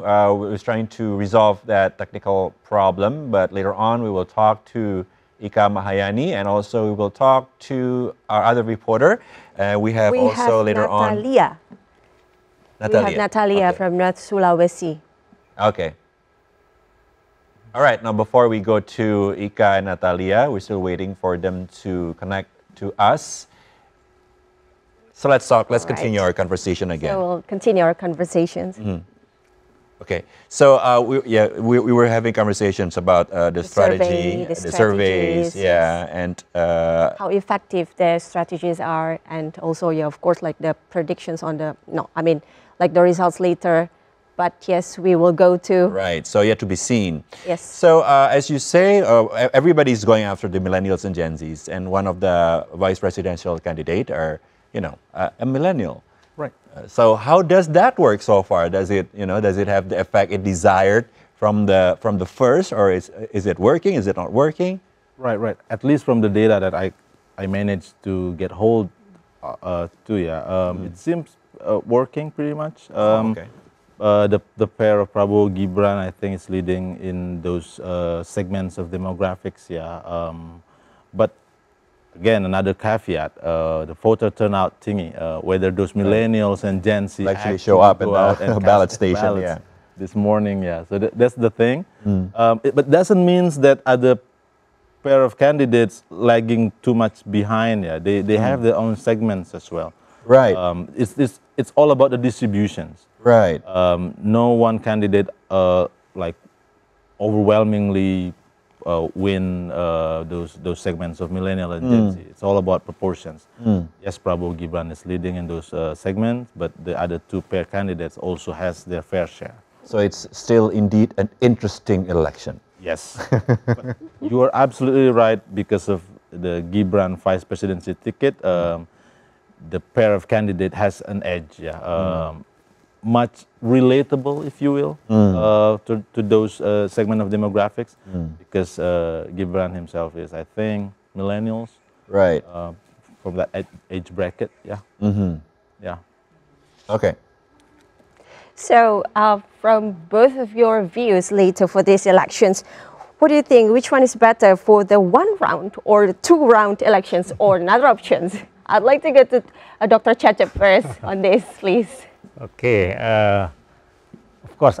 So, what is our objective for to create this democracy in Indonesia?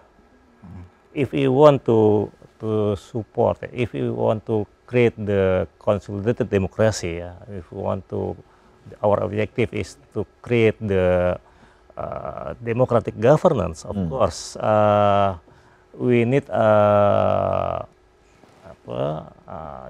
absolute majority system. It means we need support the majority support for the governance. Actually, in our system, we already absolute majority system. So, if you want, if for today's if we want to take the absolute majority system, it means we need to run up. Pak Cecep, apologies for cutting you off. We have information that we are going to talk to our reporters. We have Natalia from Manado, North Sulawesi. Natalia, can you hear us? Natalia, can you hear us now? Yes, loud and clear. Thank you. So now reporting to you live from Manado, North Sulawesi. Okay, Natalia, go ahead. Reporting to you live from Manado, North Sulawesi. Now, the process of the first election had already been finished since 1 a.m. local Central Indonesian time. And right now, all the staff from this voting station had already been preparing for the counting process. But unfortunately, due to the bad weather that has been occurring in Manado City since 9 a.m. in the morning, it resulted in a delay of the counting process. So right now, all the staff had already been finishing their lunch breaks, and they are now on standby to count the ballot papers. And also the witnesses have already been on standby here in the voting station number 18 in Banjar Sub-District, Manado City. And right now, the only thing that we are waiting is actually for the process itself to start. But back again, because of the bad weather that has been occurring since 9 a.m. in the morning, it has been delayed, not just in this specific station, but also in other stations here in Manado, North Sulawesi.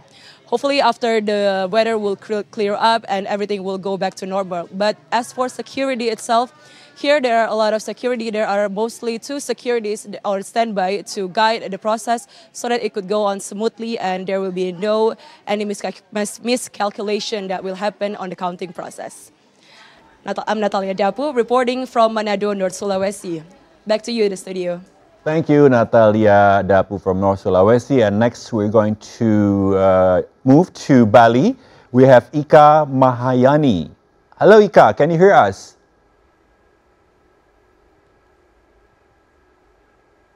Okay, apologies. We're trying to connect to Ika Mahayani. So we'll just continue our conversation. And Pak Cecep was just explaining about the goal of democracy, I believe.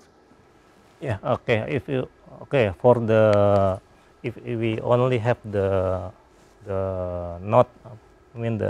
one election only, so the advantage is the simple and efficient. But it is if our target is to have a majority voters, of course we need to have the runoff election. The second round. Second round. Simple and efficient from the point of view of economy, or the first one defense? is economic side. Okay, from the economic point of view. But if we talk about democracy, of course we will have cost of democracy. Cost of democracy. Can you elaborate a little bit? Okay. Yeah, since democracy is our choice, since 1998, of course we need to catch up with democracy with its cost. Okay. Even its economic and also social costs. Okay. Yeah, since we already 2 decades of democracy in Indonesia, we are in the consolidation of democracy in Indonesia, more than 2 decades in Indonesia, when we also have a social cost, because of that. Because after we choose reform, and also democracy since 1998, we somehow we have let's say, the civil war, quote unquote, yeah, in Maluku, Molucas, etc., in Aceh, etc. So those are like what, the side effects of democracy? Yeah, yes, it's the effect of democracy, because in democracy, actually democracy, like I said before, yeah, it is a lesser evils, yeah. Democracy has a two phase of democracy, paradox of democracy. Democracy needs a consensus, but democracy also needs a conflict. Of course, there is no bloody conflict in democracy, but it is quite difficult. If you want to democracy, we have different people with different background, but they need to discuss. It takes time. So somehow several actors, they don't patient with democracy. Right. Okay, I see. Okay. Dr. Cecep, we need to hold first because we need to go to our colleague in Bali, Ika Mahayani. Can you hear now? We're trying to reach our colleagues in Bali once more. Ika Mahayani. Hello, Ika. If you can hear us, please go on with your report. Ika. All right, Uli and Stephanie, in the polling station or TPS 33 Banjar Kaja, Banjar Subdistrict Denpasar Selatan, the voting is already finished. The voting process was started with the final voter list or DPT, then continued by additional voter list or DPTB, who have already casted their votes until 1 p.m. local time. There are 221 overall voters from both final and additional voter lists who use their rights to vote, or around 74% of voters. And regarding the additional voters who have used their rights here to vote in this TPS, they have to bring out e-ID card and the letter of voting location transfer. There are totally 9 additional voters lists who are not residents of Denpasar who use their rights here at this TPS 33, since they are not able to go back to their hometown due to several reasons. Among others is their work in Denpasar city. The election here is running smoothly so far, and in anticipation of overload of voters at this location, the police are assisted by National Army to safeguard the venue until the voting counting process is completed. The voting organizers group in this TPS just finished the preparations of vote counting and balance the ballot paper, and currently they have just started the counting process. The counting process is predicted to be finished at around 9 p.m. local time. Back to you, Uli, Stephanie. Thank you so much, Ika Mahayani, for the report. And now, before we go live cross to Aceh, maybe we're approaching actually the end of the program. So, Pak Gede, probably closing statement, final thoughts on today's long day of election? Well, I think hopefully all the processes of casting ballot will go smoothly without, hopefully it goes uneventful. Indeed. Pak Cecep, anything to add about today's long day of elections? Yeah, hopefully, hopes, yeah. Yeah, hopefully all the process of this simultaneous election, the first simultaneous election in Indonesia, will end with to enhance our democracy. Yeah. Even we don't know today's this evening or the next month, I mean June. Right. So still like we will welcome the new president. Still going to be a long, interesting day, and the quick count will also come in a couple of hours. But before that, let's go to our reporters in Aceh at the moment. We're going to try to connect to Teguh Aidil. Hello, Teguh Aidil. Can you hear us? Hello, Teguh Aidil. One more time. Can you hear us? We're trying one more time to connect to a reporter in Aceh at the moment. We have Teguh Aidil. Teguh Aidil, can you hear us? Okay. Yes. Apologies, we're still trying to connect to Teguh Aidil, but so far things have been running quite smoothly during the election. And we've seen earlier in the day our reporters are reporting that all the presidential and vice presidential hopefuls has also gone to the ballot stations to cast their votes. and people have been really in a good mood, and we're still waiting yes. to wait until vote, the count, you know. Yes, that's right. Even we started the day in Jakarta only with a rainy day, but of course that doesn't really actually dampen everyone's enthusiasm to cast their vote. So I think we're connected now to Teuku Adil from Aceh. Teuku Adil, can you hear us now? Oke, penyiarnya siapa ya? Teuku Adil. Hello, Teuku Adil. If you can hear us, you can go ahead with your report.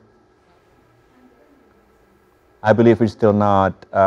Oh, there we go. Now the ongoing the situation. The current Go ahead. situation here at the one of the TPS that located at the Aceh Tengah sub-district, especially at Laut Tawar, where this place is the place. This has two polling stations where all the crew of the VRI now we just already give our vote for all the candidate, whether president, also legislative, and etc. And that I can report to you that now the situation is all the committee are taking break for a moment before calculating or recapitulating the voting result. And also, based on my observation in here, there is two TPS where in this polling station there are around 166 voters will or just already vote their candidate. And also, besides, based on the data that we got from the KIP Central Aceh, which said that that's around 151,005 voters in Aceh Tengah since in the morning, early morning, and until now. However, the time for voting is just already closed at 1 o'clock before, but as we can see that all the situation at all polling stations are conducive, and there is no such a bad thing happen. And based on my observation also, the mayor of Central Aceh with all the staff has, after giving his vote, he and also all the staff travel around to Aceh Tengah Central, Aceh Tengah district or region to see how the implementation of the general election that happening or that is going on in this Central Aceh. And we also can report that we witness or we see that how the election committee they go or they visit the voters home who has sick or another kinds of trouble that who can visit this place. So that is a part of effort to ensure all the voters in Central Aceh to give their vote. So of course this is part of ensuring this election becomes successful. And also the officers consisting of KPPS members that visit that home and the supervisors, and also help that sick or that trouble or kinds of some a bad, or as we can see that this is the 6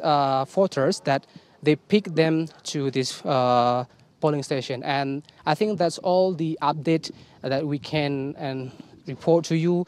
So I'm Teuku Adil and reporting live from Aceh Province. We're back to studio. Thank you so much, Teuku Adil, for the report. And now back on the studio, we'd like to thank also our experts that have been here with us for this last couple of hours. So, gentlemen, once again, thank you so much for your expertise and your insight. It's been such an enlightening last couple of hours with our esteemed panel of experts. Guest. Yeah. So thank you very much once again to Dr. Cecep Hidayat, Political Science Lecturer at the Faculty of Social and Political Sciences, Universitas Indonesia. And of course, Dr. Gede Dwitya, Researcher Institute for Advanced Research, Universitas Islam International Indonesia. And previously, we also had Ibu Ayu Anastasia Rahman, Researcher in International Relations and Political Economy, Universitas Bina Mandiri, Gorontalo. It was like a very comprehensive dialogue we had today. We really hope for a positive vibes still and Indeed. results, of course. It's time to vote, so use your voice wisely. It's time for us to say goodbye as well. I'm Uli Herdi. And I'm Stephanie Silitonga. Thanks for watching and have a good day. See you in the next event. Bye-bye.